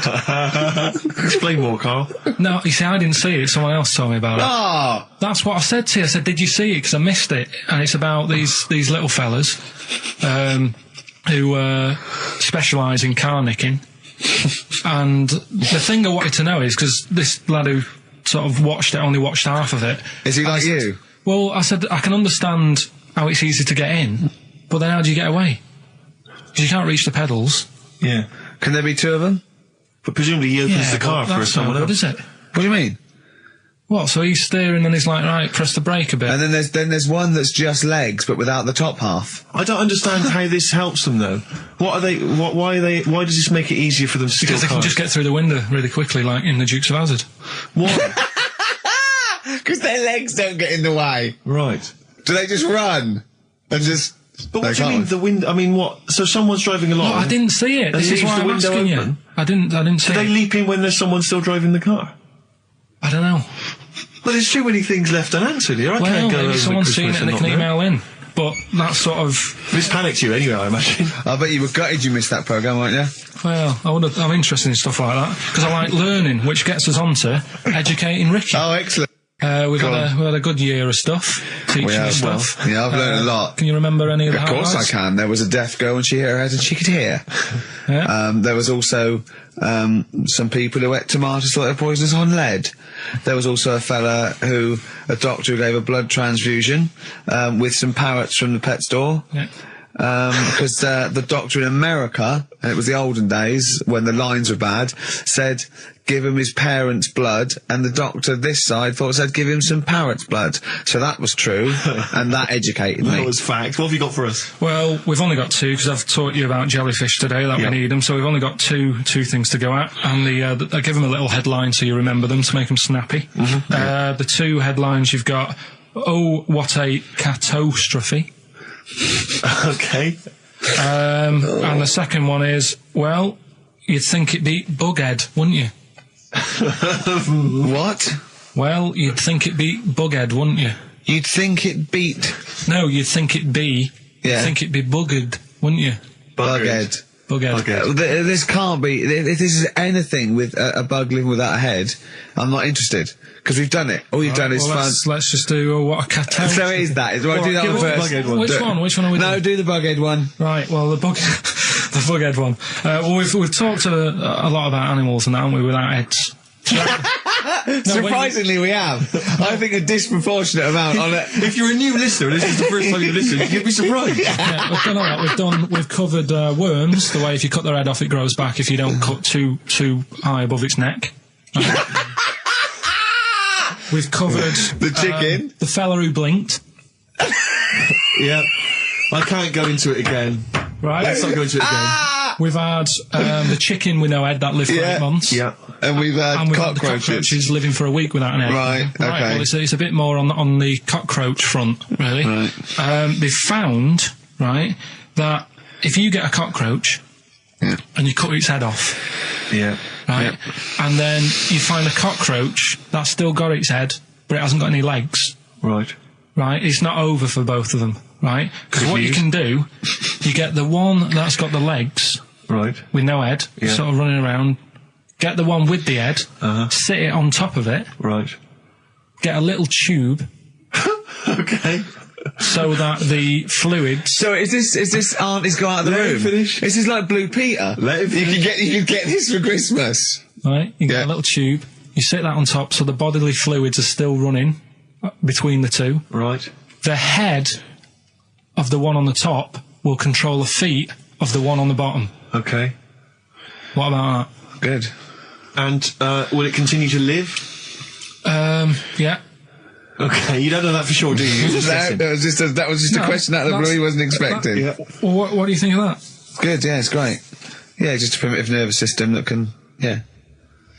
Did you expect us to be more impressed and excited by that? Well, did you fall off your chair when you read that? Did you literally topple off? Going, did you think you were going to be the Frankenstein of the insect world? Yeah. No, I just was thinking if they can do that, you know, with them, can they do it with humans? Because I also did a bit of research on. Did you come to the sort of conclusion that apart from the moral aspect of it, that the human was probably more complicated than? Yeah, but do you know what I mean? Things move on, don't they? Do you know what I mean? Science, Rick. You know, I had Binatone as a kid. Now they've got PlayStation 2, and the difference in 10 years. They have found that if you lose your head, a cockroach can live normally on your body, but not the other way around. Your head on it cannot control its legs because it's too complicated for your brain. Well, so yeah. Well, so then other research. Because I thought if you don't learn from that, I'll give you something else for free, right? Go on. Free. That they can clone people. The only reason they don't do it, right? Say if like Ricky needed a lung, right? They could clone you and make you the same, but the only reason they don't want to do it is because it'd be a bit horrible, wouldn't it? So and it would take sort of 18 years for me to get an adult lung. And there's all kinds of moral implications. Yeah. What do you mean, yeah? You hadn't thought of that? So, sorry, because lest we forget, Rick, he ended with the only reason they don't do it is because it's a bit horrible and that. Which scientist said that? Right, that's a quote. Right. That's not it. That's not the other one. That's it. No, that was just, you know... We've got another one to come. Oh, I can't wait. The headline again? What was the headline again? The headline, oh, what a catastrophe. Looking forward to that. Mark. Yeah, a bit more counsel. This is from his covers album. This is called Snowbird. God. Here's the first one. They're not fascinating, Carl, but I'm just interested on your take, really. Yeah. What do you make of Cilla Black quitting Blind Date after her husband sent a message from beyond the grave? Are you familiar with this story? I didn't know that. What's that? She went to see a medium, and supposedly her husband passed on information through the medium, which was incredibly vague, but persuaded her to quit live on air. Well, it's about time, isn't it? If even dead people are saying, enough's enough. But I'll tell you what, though, talking about ghosts and that, do you know how I'm into them? Yeah. Right? How weird do you think this is, right? Well, it's not true. Before you say it, play a record. No, go on. Go on. Right, it's this woman. I don't even know if it's ghost, really. It's just a bit weird. Sure. Yeah, sure. There's this woman, and she's not a woman, she's a kid. Sure. Okay. Sure. She's walking down, like, a street in her area. It's a nice day and everything. Everything's normal. She's walking down, and a woman comes up, cycling past, right? The woman on the bike looks at the kid, absolutely terrified, right? Got a really scary face on her. Yeah. The kid's thinking, why is she doing that? Yeah. Right? So anyway, she thinks nothing of it, goes, you know, I think she was playing in the park or whatever, goes and has a nice day. About 15 years later... Oh, right, yeah. She's, I don't know, I think she was going to work, right, on a bike. She was riding her own bike? Riding her own bike, cycling down the road. Oh, yeah. Looks at the kid. That's the thing that happened, like, 15, 20 years ago. Right. It's her on the bike looking at her as a kid. Right. Not another child. No. So it's her. She's seen herself. Carl? I mean, I don't know where to start. Firstly, where's this information come from? But I mean, why do you ever? I mean, I don't know what part of that you think can be true. I mean, honest. I'm speechless. I don't know what to say. What are you talking about? Bit weird, though, isn't it? But it's not true. It didn't happen. Nothing happened like that. She said it did. Well, she's wrong. She said she saw herself. She saw herself as a kid, didn't she? Did she carry on riding and as an adult when she was a kid. Did she stop and talk to herself, or did she ride on by and think, that's a bit weird, there's me as an 8-year-old. I won't stop, I'll be late for work. Yeah, if I'm late again, the boss said he'd be in trouble. Yeah. Oh. Well, and where is this information? Did it happen to someone you know? No. You overheard it on the bus? No, it was in the 14 Times. Oh, right. Well, okay. that's the answer. Good. We've got to the bottom of that. Right, good. Acid, I would sort you out with some science. Brilliant. I forgot the puns in mind, didn't I? I forgot the puns. Go on. Right, so, you asked to sort of be taught some science and that last week after being taught about war, so did some research. And there's a few things, I think we'll just cover one of them now. Go on. We talked a lot about hairy kids. We have discussed that a I love lot. the fact that Simon Sharma has never started a programme like that. The Jacobites. We've talked a lot about hairy kids. Go on. It's a little bit, I mean, it's not your traditional science stuff, but it's still interesting and it's a little bit, it's still... Yeah, we talk about hairy kids. We have disproportionately, honestly. I think this show's talked about hairy kids more than any other radio show. Well, it's one that... Sorry, I noticed both of you there dropped the H, or the H, or however it's I had to. So airy kids, hairy. Hairy children, not sort of airy, kind of light-headed or... Yeah. Well, there was the case of the one who lived in China. Yeah. And... which was weird for two reasons, wasn't it? Yeah. Well, go on. One was, he was covered in hair. That's already weird. And the doctor sort of checked him over and said, well, yeah, he is hairy, but he's quite healthy, apart from he had a little bit of eczema and a boil. That was the main bit of the story, wasn't it? Yeah. But this one, right, we have sort of talked about it, and you weren't having any of it at the time. What? This next bit of science I'm telling you about. Go on then. Right? Remember when I told you about a lad who was living at home with his mum and dad, right? Everything's, normal life, go to school, that sort of thing. Yeah. Then, I think his mum and dad had an argument, and it kicked off a bit, and he thought, I'm sick of this. It's happening all the time now. They kept having arguments, so the kid ran off into the woods. Mm-hmm. Oh. Yeah. Right? God. Now, he left, he went and ran in the woods, and he ended up living with some monkeys. Right. Right? And he thought, this isn't a bad life, there's no arguments going on. Sure. He was getting on with them. And the weird thing bananas. is, this is where the science bit comes in. Oh, sure. He grew a load of hair on his body. That's not true. It's not true. It is true. It's an acquired characteristic. I bet someone will back me up on this. But no, you can't. You can't grow hair like that. You might get a little bit more down here. They might, the erectile tissue might, they won't fall out as much. That would, but you don't actually grow a big mane if you're cold and you're a human. Well, he did. This lad did. I know he sounds a bit strange in that, but he was living with the monkeys, and because it was cold, his body reacted to it. Listen. He was no hairier than he would have been if he was walking around naked on a cold day, with or without living with monkeys. The fact that he was living with monkeys makes no difference. No, I know, but I'm trying to get, picture it in your head what it's like. Although Mickey Dolenz was always pretty hairy. Right? So he was living with them, and he went into town or something one day to get some food, and the people there were like, hang on a minute, that isn't a monkey. He went in naked? No, he was there covered in hair. Yeah, but naked, but covered in hair, so it was decent. It was. Yeah. But that was a weird thing. They thought it was a monkey in the shop. And then so presumably he had a big long beard as well, because he couldn't shave, could he? No, he was just covered. He looked like a monkey. And they were happy to serve the monkey, were they? There's a monkey. How did he walk? How did he walk? How did he walk, Carl? Did he walk upright or whistling along? The picture that I saw on the internet, he was on all fours, but I don't know if that's when he was running away after they'd sort of, realised he was a kid. But this was a picture. So he was a kid as well. He wasn't even like an adult with the beard. No, he was a kid. Brilliant. And the beard kicked in a little bit. So the people caught him. You're an idiot. The people caught him. Yeah. Shaved him. Right. Got it all off. Didn't grow back again. Right. You're an idiot. Well, like I say, people will have heard this story or read about it. You're an idiot. And they'll email in. They don't let me down. And they'll agree that you're an idiot. No, they'll have seen the story. You're an idiot. So that's a little bit of science. You're an idiot.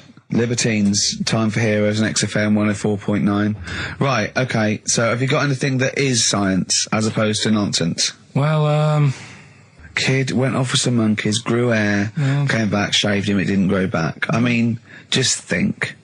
Right, something else. There's a few things I found. Yeah. There's a fella... Oh, God. who had hiccups for 69 years. That was a bit annoying. Yeah.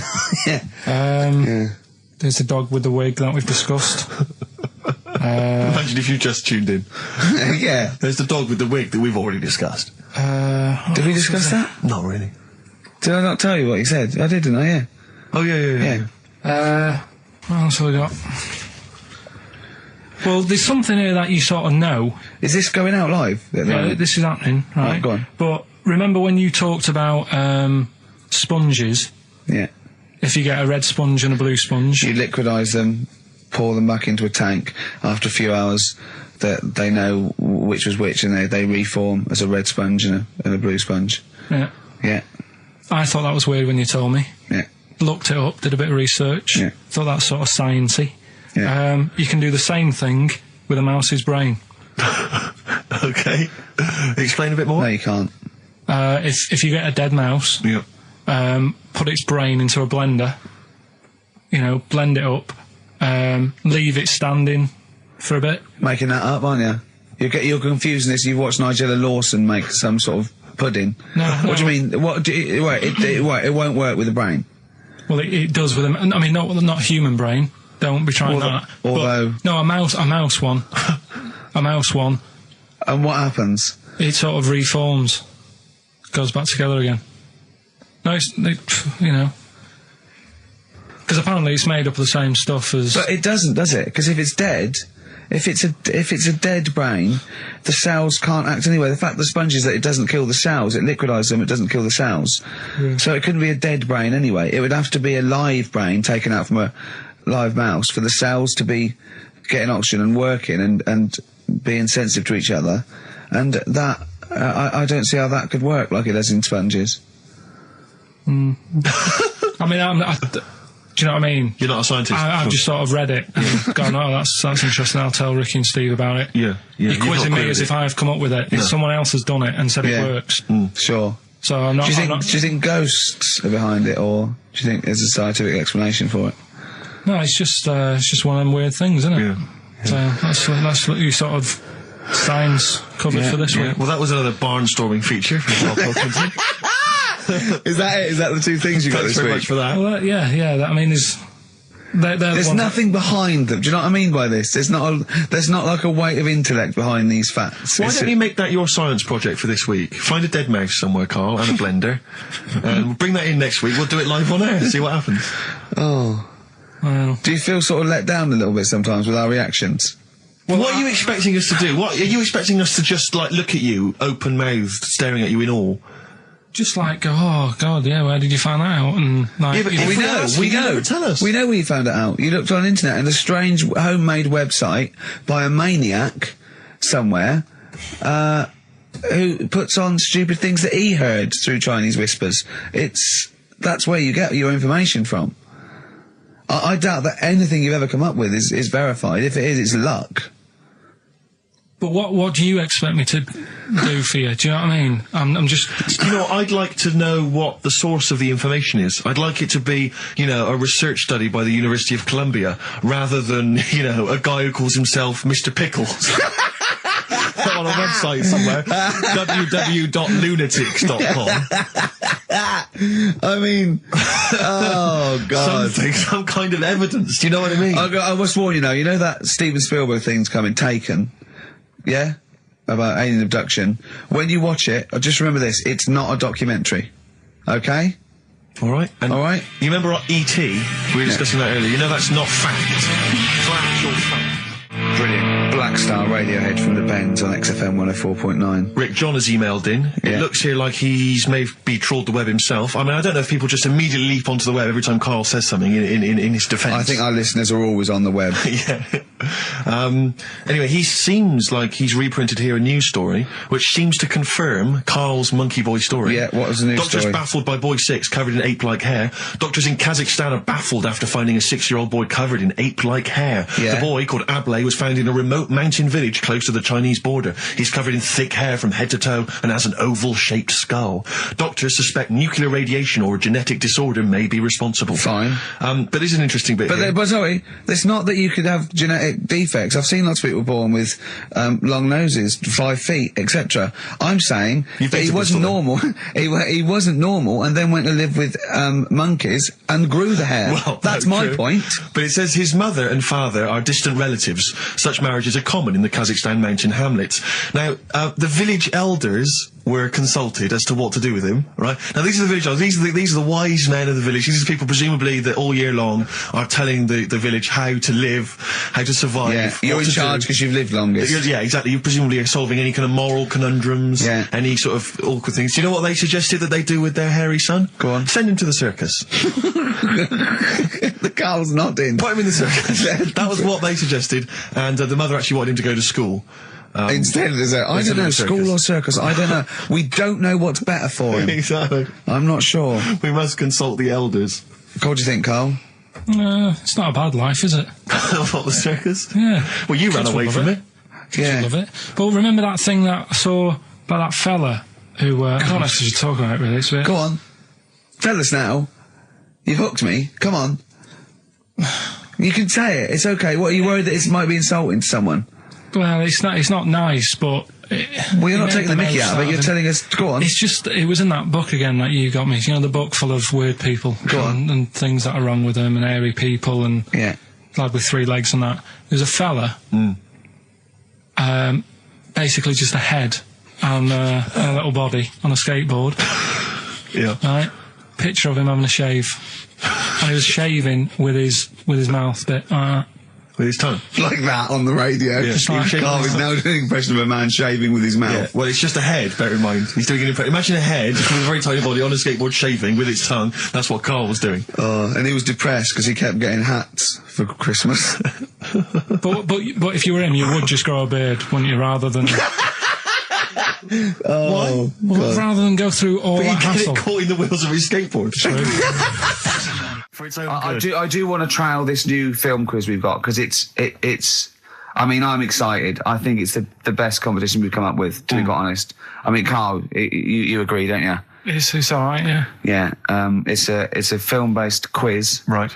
We'll play you a clip from a classic film. I can tell you the film we're going to play. It's The Sixth Sense. Right. And there'll be a question afterwards, and you can win The Sixth Sense. On DVD? Yeah. Not the ability to sort of tell when someone's behind you, but just this film. You know. Do you believe in sort of like extrasensory sort of perception and stuff, Carl? Ghosts and that? Yeah. Yeah. Of course you do. Not ghosts, no. The fact that people maybe can sense, beings. There was a woman in on the Christian's breakfast show, right? Yeah. Blind woman. Right. Clairvoyant. Her name? Forgot. But she was a bit useless. She's a bit useless. I'm always worried about what's going to come out of Carl's I'm worried mouth. what you mean. What? Do you know what I mean? She's a bit rubbish at being a clairvoyant. Yeah. Right. I mean, I think if you're not that good at something, don't go on the radio and do it. Carl, you better leave. So, what... Sorry. Well, she was saying... So, what was the relevance of her being blind? What was that for? What did you say? I just thought it was a bit weird. I think she was using that because the fact that she can't see living people, but she can contact the dead ones. Yeah. I'm sorry. This is XFM 104.9. Once again, Carl's opinions do not necessarily reflect those of any human being. Any other person alive today. Sorry, Carl. So how did she demonstrate her clairvoyance? Right, why was it not very convincing? She was sat in the chair you're at, right? And people called up and said... I sensed that. Weird. Said, they called up and they said, right, can you have a word with me, Gran? Yeah. And she goes, yeah, she's dead, isn't she? And it's like, yeah. He goes, oh, and everyone's like, oh, she knows her stuff. It was 50-50, to be fair. Yeah, and especially with a Gran, because the person sounded about 35, so the chances are they haven't got a Gran anymore. Yeah. And it was just... Unless it's the fellas from Busted, because they, in the year 3000, they've only got to a great-great-granddaughter, and that's 1,000 years, so presumably... they can live a lot longer. Yeah. I just wasn't convinced anyway. I don't want to diss her because, she came in and she did her stuff and if people believe in it, I'm not going to put it down, but it just was a little bit odd. You believe in it? You just think she didn't have the real power as opposed to it being rubbish? No, whatever. but yeah, I don't know what we were talking about there. So we've got the film thing going. Right, competition time. Brand new competition we come up with. My favourite. we've ever done, I'll be honest. And a great prize, The Sixth Sense. You get a clip of a great film, and then you get to keep the great film. Now, I'll just explain this competition. I think Karl is a little bit of a frustrated actor. And so, by the power of technology, Karl takes the role in a film. And there's a question about it afterwards. This is a scene starring Karl Pilkington from The Sixth Sense.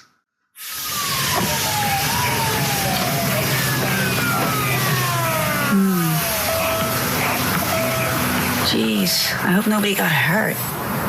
Be alright? You're very quiet. I'm just thinking about stuff. That's all.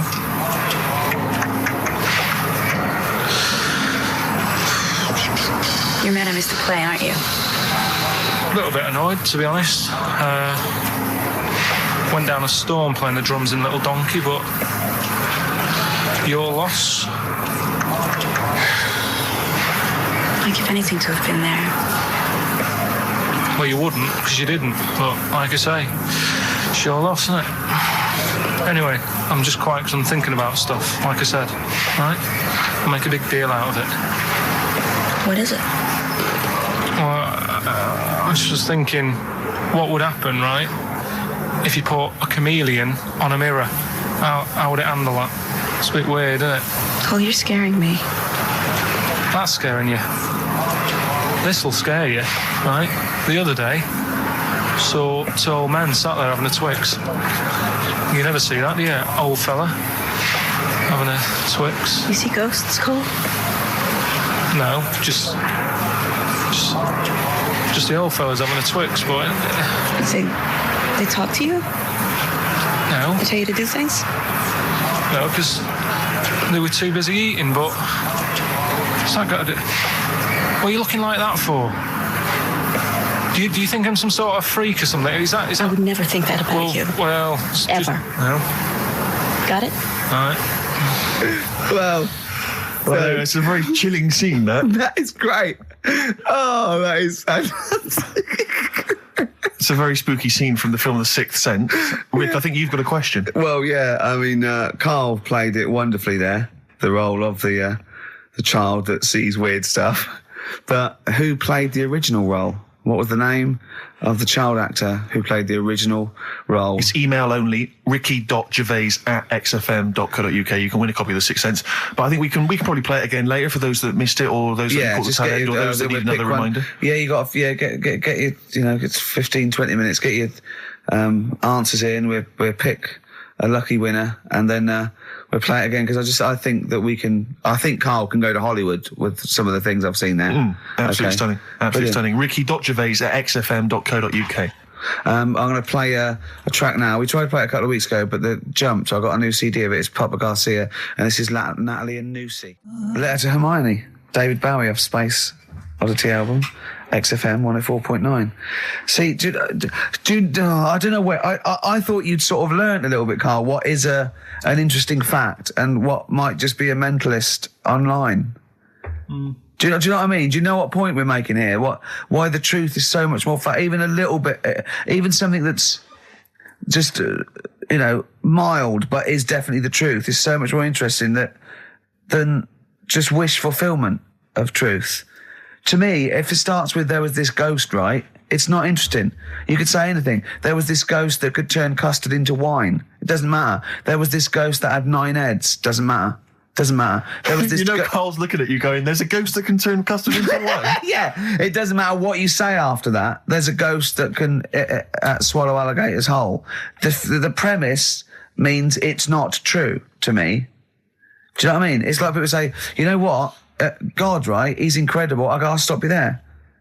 The fact that he can make the earth in 7 days, well, you've lost me already. Do you know what I mean? Whereas someone says something like, a cockroach can live 5 days without a head, that's interesting. That's interesting. Right. Do you think when you die, they say, you're a ghost, this is going to amaze you. You can go and you can spook people out. Yeah. Do you like custard? Come over here. No. Well, if you don't, you don't. Do you like wine? Of course I do. Oh, you are going to love it. You're going to love me. You're going to love it. I've lost all my loved ones. Yeah. Do you see what I mean? It's what your sort of beliefs are based on. Mine are sort of on, I suppose, logic and science. And so I'm amazed by the world. And so the Iceman, why does that amaze you? What's like? Ooh. Well, they found some part of our preserved past. You know, it's interesting. Again, I'm amazed by anthropology and evolution. Yeah, it's just that line on its own like that. You know, they found an Iceman is great, but then it went on, and it's going on about, you know, they've had to get different people involved to find out how old it was. Because first of all, the story started off right. An old fellow on holiday somewhere. Where did they find it? In Sweden or something? And he was walking in the hills. And he was walking in the hills. In heels? Was he a transvestite? In the mountains. Oh, right. In the hills. Yeah. Yeah. So he's walking about, and he sees this body in the snow, and he thinks, oh. So he calls the police up, and they come and have a look, and he goes, oh yeah, it's probably a murder. So then they dig it up and find out. He's got hold of a spear in his hand. Right, and he's dressed like Fred Flintstone. Yeah. Right. And they realise it's probably not a recent murder. Right. His knuckles are dragging on the floor. He's a Neanderthal man. They think, hang on, Karl Pilkington. But when they found out, hang on, it's an old thing. It's an old thing! Can it? If it was a murder recent, then you'd go, hang on, how did this happen? Who does he belong to? Yeah. Well, the chances are whoever murdered him is also dead. 5,000 years ago, probably, yeah. So leave it. Just bury it. I don't think it's a murder investigation. No, but they are. It's not Quincy going, this was before my time. It's not a murder investigation. Just one thing bothers me, sir. Just one final thing. My wife loves you, but this guy. That's how they were treated. Why would he have a spear and a leopard skin? I just can't. I can't get over this. What are you talking about? That's what I'm saying. What are you saying? Right, shut up, everybody. What are you saying? You've got one chance now. You've got to ask me a question, and I will answer it the best way. But what are you saying? What is your question? Right, he probably spent a load of money. That's not a question. That's not a question. But let me tell you what I'm saying. Right, they're probably spending a load of money finding out stuff about this fella who died. And even if he wasn't murdered, he'd be dead by now anyway. So get over it. Right, 3,000 years ago he died. Right, so then they start messing about with it. Saying, well, how did he die? Well, it doesn't matter. It was ages ago. Then they start digging his belly open, seeing last meal that he ate. Yeah. Oh, he ate seeds and leaves. Well, no surprise, really. There's now else around. Again, spending more money. Someone's been paid money to sort that out. Then they bury him, and then said, hang on a minute, are you sure that he died by, like, a spear? Let's dig him up again. So they dig him up again and find some splinter or something. I don't believe they buried him. They did. Well, in some sort of fancy coffin so everyone can see him. But for me, that is more wasteful than sorting out something that's, you know, like someone who's ill. Sort something out. You know, sorry, it's not either or. They didn't put a doctor out of surgery. Exactly. There's not an old man in a bed in the corridor somewhere. Yeah, going, Ted, what are you doing? I'm just giving this bloke a stat clear. No, look, we found an old fella in a skit. Okay, you take over. It's not either or. Karl, what are you talking about? It's scientific research. But don't you see why this is fascinating? It gives us an insight into how we lived 3,000, 5,000 years ago. That's an incredible historical document. I wonder if it was your equivalent. I wonder if he was like the Karl of the time, and there's people, ghosts now through there going, oh God, I don't believe it. They've dug up Karl. They think we're all like that. Oh no, they're going into his brain now. They're looking at how his brain works. We're going to get such a bad rep. Oh, well, dear. Each to their own. If you like it, I just thought it was a bit of a waste of money. A little bit of a waste. Yeah, okay. But there you go. Anyway, we'll give out the answers to Rockbusters next. If we must. Yeah. It sometimes stuns me.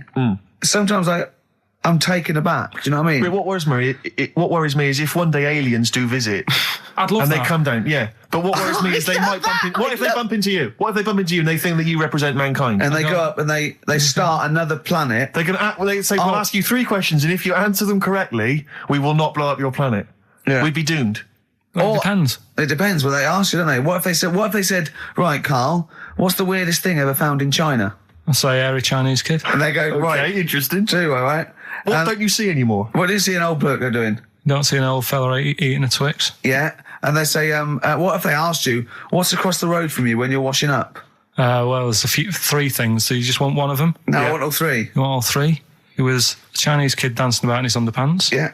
There was a bouncer every night getting ready to go to work. And the third one, the old woman reading a book, the same book. And they go, right, your planet's saved. See, Quark, back in the ship. Yeah, they are a superior race.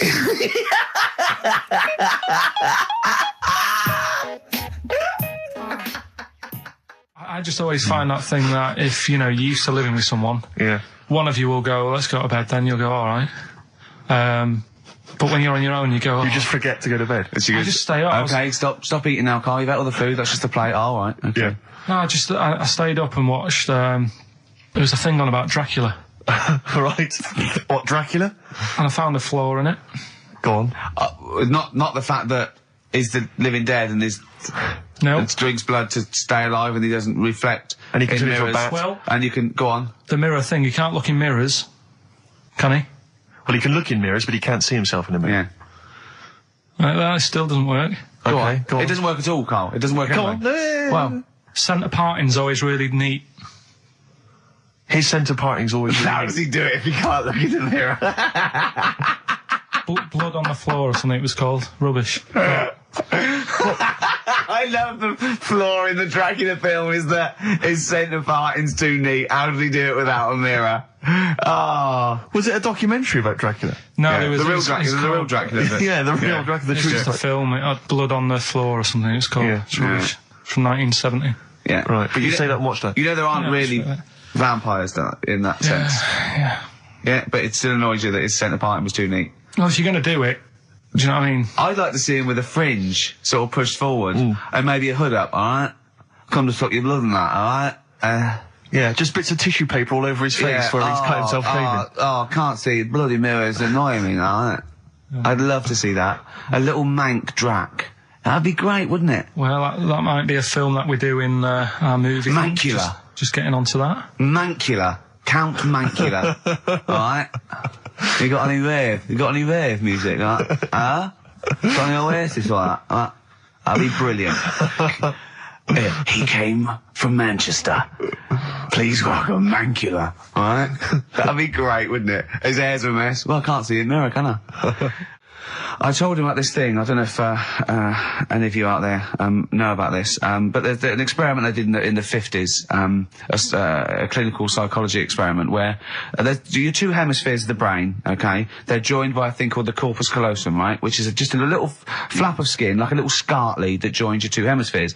And what they did, they cut that in half, and they thought it was a cure for schizophrenia, but what it turned out to be, or epilepsy, I think, I can't remember, was that your two sides of your brains didn't function together. You couldn't get information. I was telling Carl all this thing, and one of the things I told him was that they did it on a monkey, and it fought itself over a nut. Like its right arm was connected, by its left lobe of the brain, and it was fighting over itself. And Carl went, instead of like thinking this is amazing experiment, he went, would it have been happy if you'd given it two nuts? Yeah, I know. Well, you started off by explaining it, and I remember you mentioned, because I was watching the two of you as you were describing it to me, you said, of course, one side of the brain deals with symbolism, and as you said the word symbolism, I noticed Carl drift away from looking at you, pick up his mobile phone, and start pressing buttons randomly. And I thought it was the word symbolism that got him. And I noticed it took you just a moment longer, and I think the first thing you said was, when did I lose you? Yeah, I knew I'd lost him. It's extraordinary, and he doesn't even try to disguise it. I said nomenclature at one point as well. Right, yeah. And I knew I was dicing with death there. Yeah. But, but I told you tried to look it up, didn't you, on the web? You didn't find anything about it, did you? The spelling of it's, what is it again? What's the word? Corpus callosum. Yeah, so I couldn't do it. No, it's a point. Yeah. Don't bother. Give up. Don't bother. So if anyone knows any interesting facts about that, but yours hasn't been cut in half, has it, Carl? That would, again, might explain something. I'll tell you what we will be talking about later. I don't know if you're sort of aware of them, Steve. Go on. Bonobos. Oh, I don't know much about bonobos. I told him about he was looking for stuff. I said, put in bonobo. He was having no luck with chimp. And they're a form of chimpanzee, but they're even closer to us. Evolutionarily speaking, they've got their social groups are more like ours. They're more intelligent, and he was loving it, weren't you? So is it human bonobo Karl? Is that how it works on the evolutionary ladder? Chimp Karl. Yeah. Yeah. Talking about him. So we're talking about bonobos. You're excited about that? Yeah, That's coming up in Monkey News? No, I think it's a bit of a monkey bonus.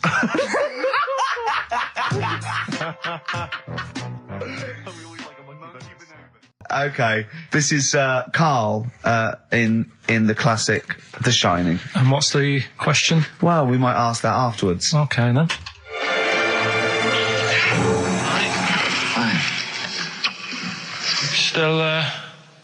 Still trying to write the book then? Yeah?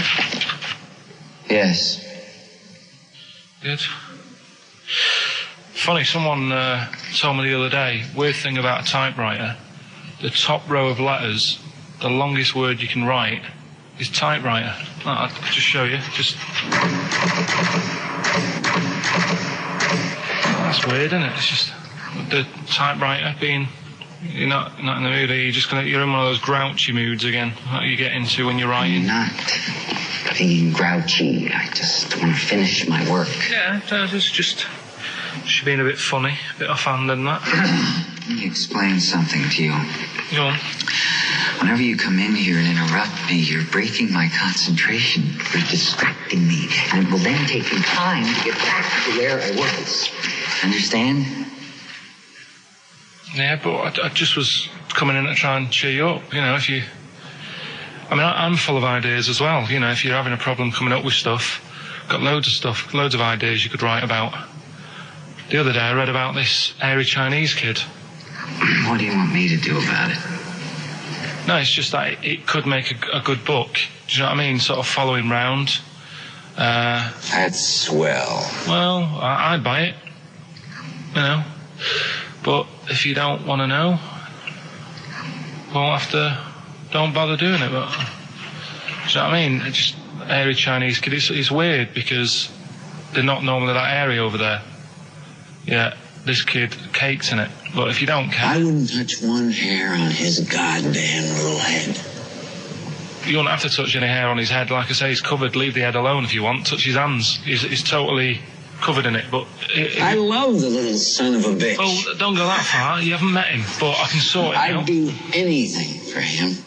I don't think you'd expect that much. Just take him to the barbers 3 or 4 times a week. You know, he's a good little kid. In fact, I'll do it. I think I'll write a book on him. Yeah? How do you think you can handle that? Yeah. You're not too busy, are you? Well, yeah, I'm pretty busy. I've got to sort out some monkey facts for the show this Saturday, but I reckon I can still... Why don't you start right now and get out of here? All right. I will. If you're going to be like that. Couldn't borrow a pen, could I? See you later. There you go. Haunting stuff there. Karl Pilkington in The Shining. You know, in the film, Jack Nicholson goes crazy because the suggestion is he's maybe possessed by demons that maybe are in the hotel. But, you know, if I was stranded in a desolate hotel, removed from all human contact with Karl, I'd go mental with an axe without being possessed by demons. That's more chilling to me, trying to get some work done and you keep wandering in. I'm trying to get Karl to spend a couple of days in the caravan with me, just for the head of it, and he won't. I've offered him money, won't I? I think it'd be a great laugh, won't it, Karl? Oh yeah, great.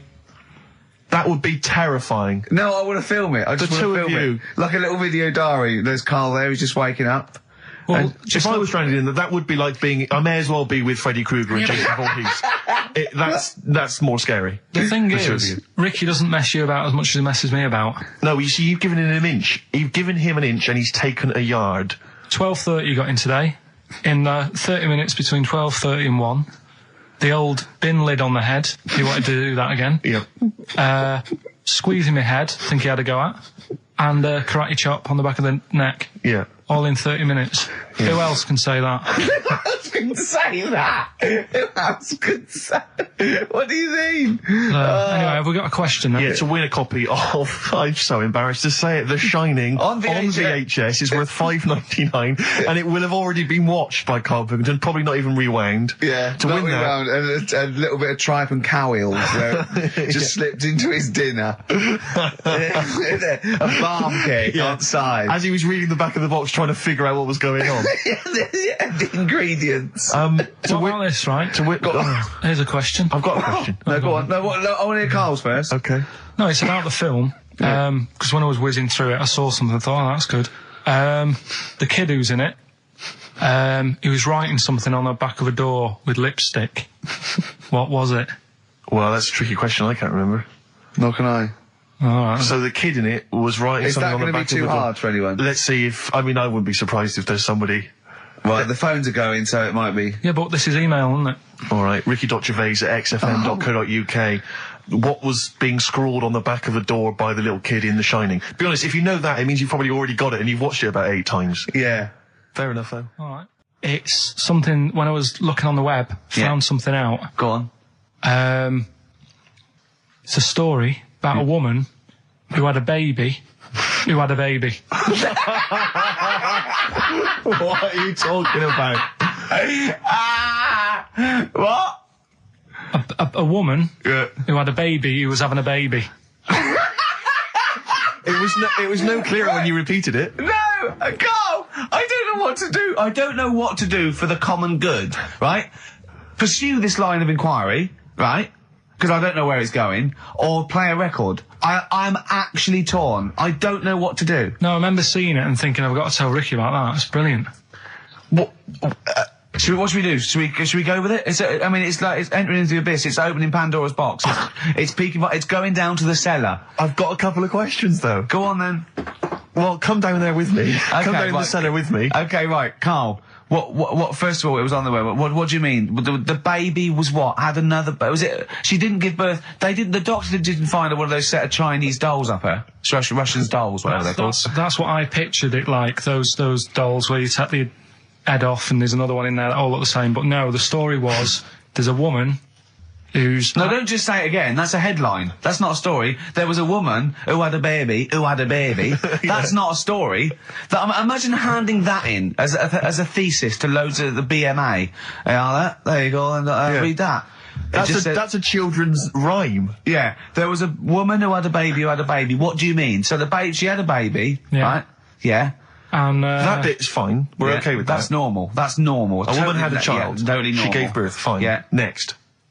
Well, I don't know that much more. Apart from the fact that the baby's like roaming about, and then 12 months later, she's like, oh. Interesting. So the gestation period of that baby was actually 3 months more than an adult. Yeah. Excellent. Weird though, isn't it? So was the headline, "My baby's 12 months pregnant"? What are you talking about? 12 months later, it had a... What are you talking about? Forget it. No, you haven't even finished the story. That's what you said. And 12 months later, you didn't even finish the sentence. So what do you mean? No, I didn't read any more into it because I just saw that and I thought, that's weird. And then I just was thinking, oh, like, imagine the kid at school at parents' evening. Go on. And it's like, well, your kid's pretty good. Now let's have a look at your work, sort of thing. Don't you think that'd be weird? But what? Did the child have a baby? Yeah. Of course it didn't! Play a record! We shouldn't have gone down in the cellar. We should have just left the cellar door closed. I never learned. That's the Zombies and a song called Time of the Season. I've enjoyed that. What do you think of Zombies, Carl? It's alright, yeah. No, not the group, but the Living Dead. Don't worry about them. No? Why? Not about, are they? Doesn't happen. You don't believe in that? Listen, right? You don't believe in zombies? So, but you do believe a baby had a baby? Yeah. On you go. Are you still saying that didn't happen? Yes. Right, well, I'll find the thing again, I'll print it off, and then you'll read it. All I'm saying is there's more information that we need. Yeah, but it always annoys me that when I do get the information, you'll go, yeah, but its name's Sally, you didn't say that, and make out... No. As if... No, don't make it look like we're over-inquisitive or over-cynical. You come out with the most abominable things man has ever uttered, and you expect us to accept them. Usually headlines, usually illogical, not just probably wrong. So, fleas are born pregnant. Are they? Interesting. Yeah. Right. Okay. See? On we go. So, See, that's true, and you're not impressed. Because it doesn't involve a little werewolf child. Or half man, half shark. And you're just not, it's not good enough for you. No, but if I read the first line of something and it's not that interesting, I go next, right, and I move on. Now, when I saw a woman had a baby, and it had a baby, But you still didn't read on. No, but, alright, I didn't read on, but it got me thinking. Like I said, you wonder about the parents' evening. I was thinking about, is it a good thing? Because you're going to spend more time with the kid. Do you know what I mean? There's a lot of mums who have to go to work and that. She's going to be a great mum. Grew up with her, literally. Yeah. Do you know what I mean? So She's going to be a great mum. I just wonder if, I know it sounds weird, but if was it the you know the baby that woman had, was that a girl or a boy? Well, it would have been a girl, wouldn't it? Of course it would. It'd be mental, wouldn't it, if it wasn't? Right. It'd have been a weird story, wouldn't it? So anyway, that reminded me, because we were talking about other amazing stuff that Ricky told me to find out about. Steve, are you aware of bonobos? We mentioned them earlier. I'm not particularly familiar with bonobos. Right. It sounds like a cream cake.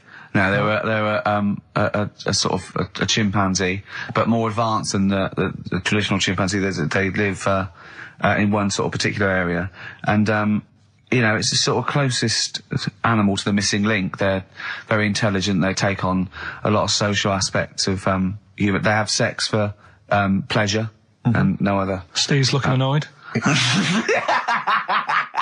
He's done, yeah.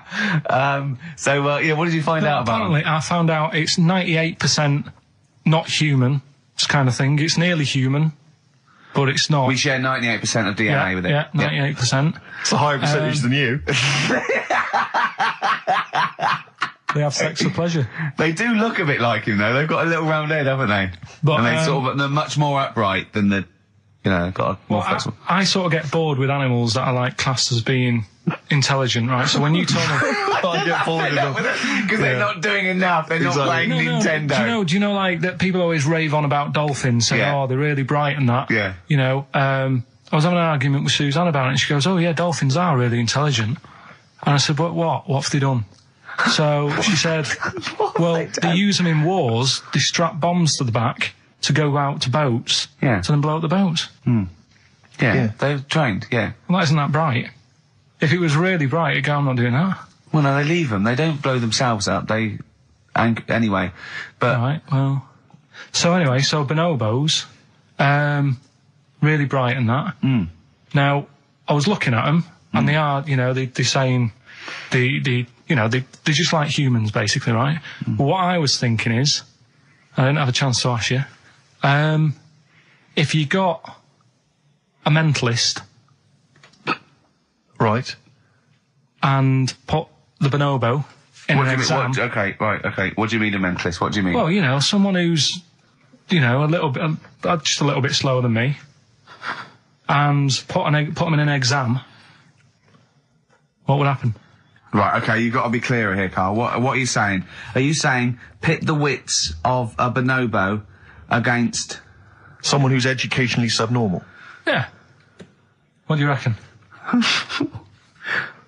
I don't know where to start. No, but if they're that good, why aren't they being used in labour and stuff? Do you know what I mean? What in the late? What do you mean in the government? Like some jobs that they could do. Why hasn't someone caught onto it and thought, well, hang on a minute? Sorry, I'm not familiar with the bonobo. Seriously, could it do a job of work?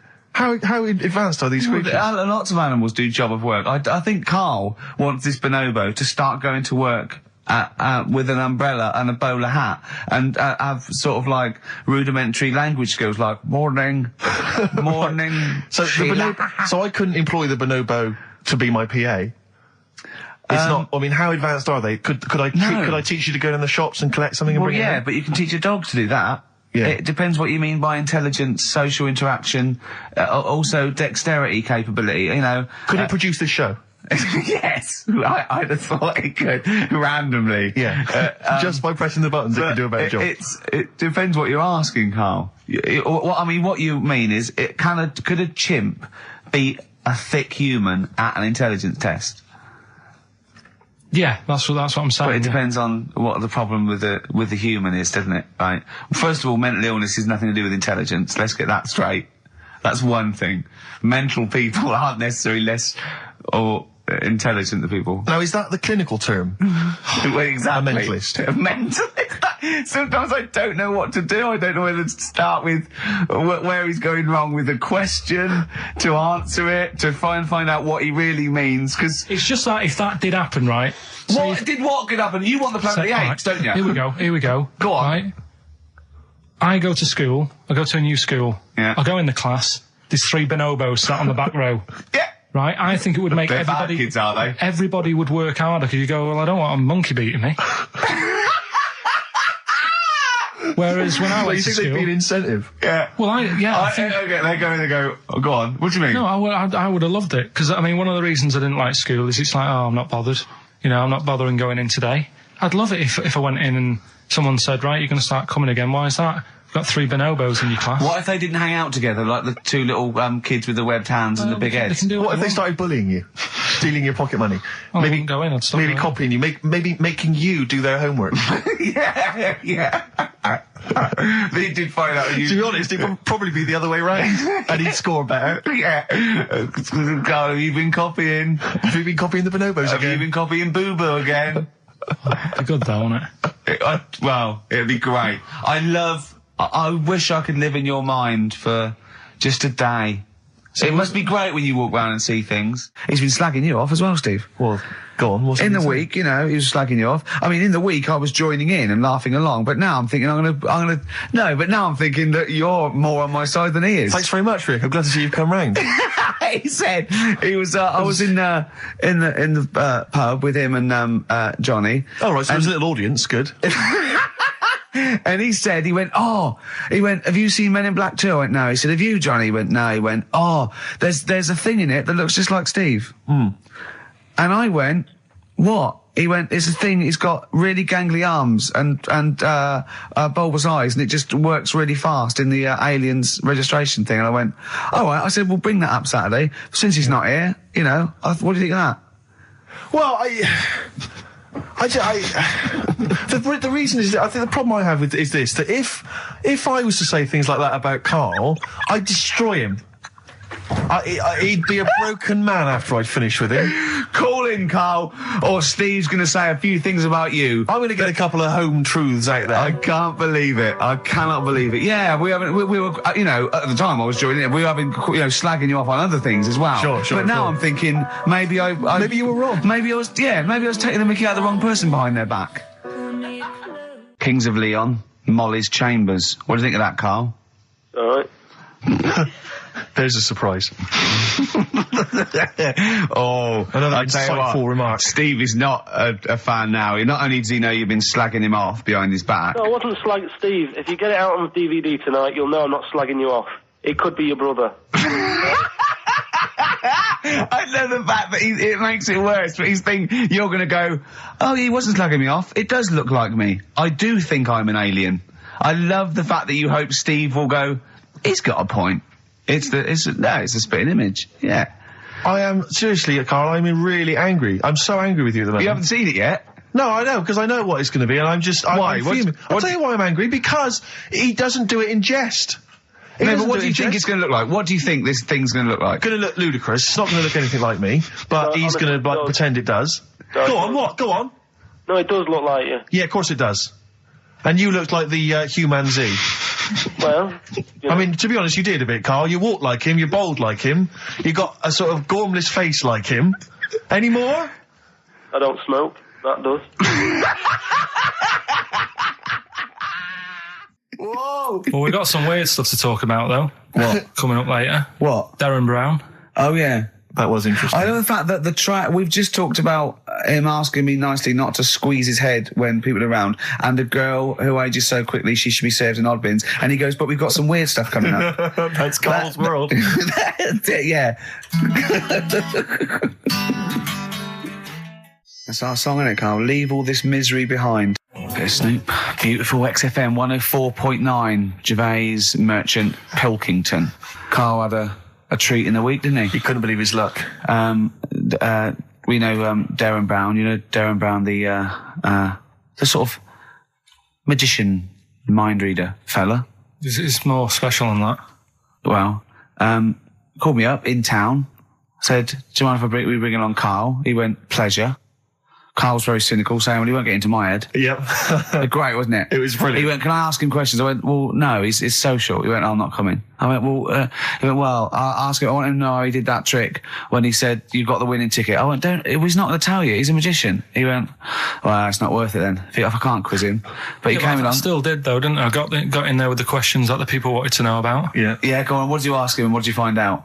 I said, how do you do that? I love the fact that the first half hour, me, Steve and Darren Brown were convincing Carl that he didn't see a ghost when he was 5. Yeah. And then we got onto the tricks. Yeah. Well, it will live in my mind. He won't get inside my head. Yeah. And he got inside your head magnificently, Carl, didn't he? I mean, were you not amazed? I mean, Darren promised actually that he would come on the show in the future, and then you, the listeners, can see how he can baffle, amaze, and generally freak out. I think we should film everything that happens, right? Because it's just a waste, because you're only getting half of it when you hear what Carl has to say. Because his face... Yeah. Honestly, it says 1,000 words. Yeah. Do you know what I mean? It's just, I think we should film it and just put it on a DVD of Carl's facial expressions. This is Carl thinking he saw a ghost. Yeah. This is Carl thinking they were going to clone a man moth. Yeah. It's just different faces. So do you want to try and explain what he did and what marvelled you so much? Right, yeah. He comes in, he sits down. I'm a bit sort of... bit spooked by him straight away. Oh, you're spooked by him straight away, Yeah, there's a weird thing about him. Right? So anyway, he sat there, and I'm watching him. It's because he was naked? Checking, seeing what he's, looking at and stuff. Yeah. So anyway, he gets his paper out, and I think, right, he's going to do a bit of trickery and that. And he says to me, right, write down a number and a name, right? It was between... A two-digit number, and a name of anyone you know. Yeah, right. Now, the thing is, I thought of the name because I was telling Steve earlier about the kid at school who I fell out with, right? Yeah. Over that girl who was called Aris, right? So that name was, like, in my mind, ready to go. Because I didn't want to use anybody's name who I knew, sort of... now, because maybe you've mentioned it in the past. Do you know what I mean? I couldn't say Suzanne. I knew Colin Makin anyway. Yeah, well, do you know what I mean? So I picked a name, yeah. Well, I thought you might have been thinking about Auntie Nora. So I picked this name, right, that you three didn't really know about, right? Number just came to mind, right? So he 42, says, right, we were never thinking of that. 42, right? He said, right, just keep saying it over and over in your head. And I'm there, and he's saying all these sort of different numbers at me, and I'm trying to throw him off a little bit. Every time he said a number that was nothing like 42, I was sort of smiling, looking a bit nervous. Yeah. Don't know if you caught that, right? I just, all I could see was you looking sort of blank. Oh, right. So I was doing stony face. He picked the wrong person when he said, let your mind go blank, you'd realise he picked on the wrong person then. Yeah. Right. So, you had to squeeze his head to get it going again. I said, Darren, if in doubt, he'll be thinking of monkeys. And Darren looked at Carl and he said, were you thinking of monkeys? He said, I tried not to and I thought of them more. Right, that's true as well. Yeah. Right. So I'm there thinking of these numbers and that, and then he said, right, let's just talk about other stuff for a bit, right? So I was like, well, I'm not going to say anything. Yeah. Right, because I don't want you to catch me out. But then when we were talking, I was trying to, like, knock him off track. Clever. Do you know what I mean? Do you know what I mean? I played a bit of hardball with him. Yeah. I was like saying, because we were talking about aliens and that as well, weren't we? And I was saying, well, they might come and land again in 2060. Clever. You know what I mean? Dropping in different numbers and that. And so doing all that, playing him at his own game. And I think I had him for a bit. On the ropes, right? So anyway, comes down to the time when he's telling me the name and the number. Yeah. And, well, he explained what he actually did. I mean, that was... He said, just think of a number at the end of it. And he said, oh, is it an I? And you went, it wasn't an I. But there is no, okay, and anyway, he got the name. Harris, then he went and said, are you an extrovert? And he wrote down these numbers. Well, he wrote down some numbers and he said that if you're an extrovert, these are the numbers you tend to choose. If you're an introvert, these are the numbers you tend to choose. And he wrote them down and he said, I don't think you're really an introvert, I don't think you're this, I don't think you're that, And I think he came up with the number 32, didn't he? He said to you, you're thinking of number 32. You said to him, no way. You couldn't believe your luck, could you, when you'd caught him out? But he said it's either 42 or 32, didn't he? Yeah. Well, no, but it was beside the point because then he said, rather brilliantly, hang on a minute, if you just add up these numbers here, that adds up to 42. It was a magic if you add square. Up those numbers, that's 42. That's 42 across diagonally there. That box is 42. All the numbers that added up on the page, whether you go across, sideways, down, across, whatever, always added up to 42. Yeah. Right? And you've got the name Harris, which freaks you out. It freaked me out. I kept saying to him, how do you do it? How do you do it? And he wasn't telling me. I was talking to people at work about him, and one lad said, apparently the trick that he uses is the same thing that Hitler did. Play record. No, seriously. Apparently it's the same thing because he was saying... What? Play record. No, just let me finish because... No, I've even ran it by other people to check if I'm right on this. So let's do play record and come back to this. Because the people in the XFM office, they're pretty wise. They're up on that stuff. No, he used it in a different way. Play record. No, hang on a minute. Let me hear it. All it is power of suggestion, apparently. And when Hitler used to do his big speeches to people. Yeah. What should we play? Come on. Finish your point. Well, that's about it. Who told you that? Ian Canfield. A few different people. Right. The big thinkers out there in the office. The brain boxes. But anyway, right? It's because Magnus Magnuson works Sonic Show now, doesn't he? Right. Listen. Or was it Paxman? Was it James Paxman? That blew me away, right? That the fact that he got the name, he got the number. Spooky bit, right? I'm walking home. I called you up a couple of times and I left a message on your phone. Yeah. Because it was just amazing. Not only was he good at magic, but his maths was brilliant. No, well, that thing adding up to 42 was like, how did he do that? I mean, we didn't even make a big deal out of that. He said that to me. He said, all Carol Vorderman's got is the maths. Do you know what I mean? Imagine him on Countdown. Yeah. He'd even know what they were going to write down. Do you know what I mean? So a bit of a wasted talent. I should see him again about that. I think he asked him, I said, why are you doing it mucking around on telly? Then he went, sorry? He went, why are you mucking around on telly? Yeah. And he said you could make some serious money. I think Steve went, well, he does all right. He went, nah, but if he did that with the ticket thing all day. Yeah. But didn't you say to him you should be working for the police force? I said, yeah, he should be in a police station. He could help people out. Yeah. Do you know what I mean? It's not a daft idea, is it? Not really. Right. So anyway, right. So I get home. Still, I'm calling different people up walking home. I couldn't believe it. Yeah. Right. I called Suzanne up telling her about it. And she's like, slow down. She said, you're like a little kid who's just been on a fairground ride or something. Yeah. Slow down. Right, so I'm telling her, call me mum and dad up. My dad wasn't that impressed. No, of course He's not. like, well, it's all been done before. But anyway, right. So, but then he wasn't impressed with Little Donkey, was he? No, he's not impressed by much, is he? Right. So I get in. He probably had to nip out down to the phone box. Right. Do some thieving. Yeah. We've forgotten bread. No, I'm just going on the phone box. Yeah. Right. So I get into my flat, right, and what they do in my flat where I live, they put the post in like these little pigeonholes. Right, and I don't normally check them out. I leave it for Suzanne to do, right? Sure. But this time, for some weird reason, I thought, right, I'll check it, see if we've got any post. Open it up. There's only this. A letter for Miss Harris. Yep, there it is. Bona fide in front of us. A letter addressed to a Miss Harris. Well, does she live there? No, it's my address. She doesn't live there. Did she ever? Don't know. It doesn't matter. It's weird, isn't it? But we've never had. Normally, I think there was a guy who lived there called Yaki Shoki. Mr. 42. It was definitely wasn't an Harris, right? This is the first time we've had a letter for this woman. Yes. Right. But what are you claiming? Because Darren Brown himself admits that it is not paranormal, it is not supernatural, it is a trick. It's a trick. Is it? But he would say that, wouldn't he? Hitler said that. Play a record. Well, can we open this? No! It's illegal! No, but I'm thinking if it's a birthday card for someone's like 42nd birthday. Right. You can't open that letter. Go and put it back or you cannot open that letter. Why not? You can't open someone else's mail because you think Darren Brown's supernatural. What if we steamed it open and then resealed it? No one would know. It's only a letter. You can't, you can, but I don't want any part of it.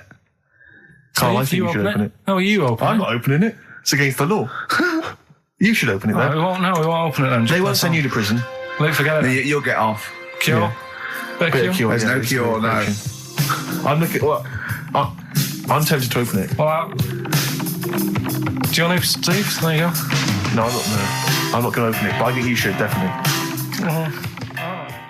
6 Different Ways by The Cure from the album The Head on the Door. We've enjoyed that. Head on the door, Carl. Ooh, bit of a coincidence. Spooky, isn't it? It was only 4 weeks ago you were talking about a head and a door. Exactly. Has the door got a number on it? 42. Oh, dear. So we're not opening it? No. Well, I can't open it because as the producer, right? Oh, yeah, because your standing in society is such that they'd make a real example of you. Yeah. A producer of a tin pot radio show once a week. Yeah, he should know better. He can press buttons and talk at the same time. Sending down. But they wouldn't try you in an adult court. You would get away. You would get away with it. Just they'd hear you speaking for a little while, and the judge would end up squeezing your head and letting you off. It'd be like those people who train monkeys to break in. Do you remember down in South London? We talked about it in the past, and they were going around robbing stuff, and they trained them to do it. Yeah, I don't think those monkeys would have got in trouble. It would have been the keepers. So, I think XFM would probably take the rap. Will you open it? No, I can't be seen to open it. No, he's a writer-director. Exactly. So am I. I can't be seen to open it. I'll give it here then. Right, I'm having no part of this. That's against the law, but... Right, I'm having no part of it. Open it. Come on, you've started now. Right. The thing is, right, if it's important, we can say maybe she's listening. But do you need to stress? What it could be anything. What are you going to say? We're going to say, oh, and if you are listening, Mrs. Harris, you have got gonorrhea. Call the clinic. Do you know what I mean? It could be anything. Oh dear. Oh well. I think my talk did well. Well, what is it? It's the number 42 on there. What is it? Can you say? Be careful. What? Let me see what it is. What is it? Dear Sir, Madam, your periodical dental inspection is now due. Would you kindly contact the surgery to make an appointment? Harris, Mrs. Harris, if you're listening, your periodical dental inspection is now due. You might want to contact the dental surgeon that you normally go to. She could have a faulty tooth. 42. 42. 42. I don't believe it. 42. 42. Oh my God. God, that Darren's good. Darren Brown's good, isn't it? Oh dear. That's some blur then.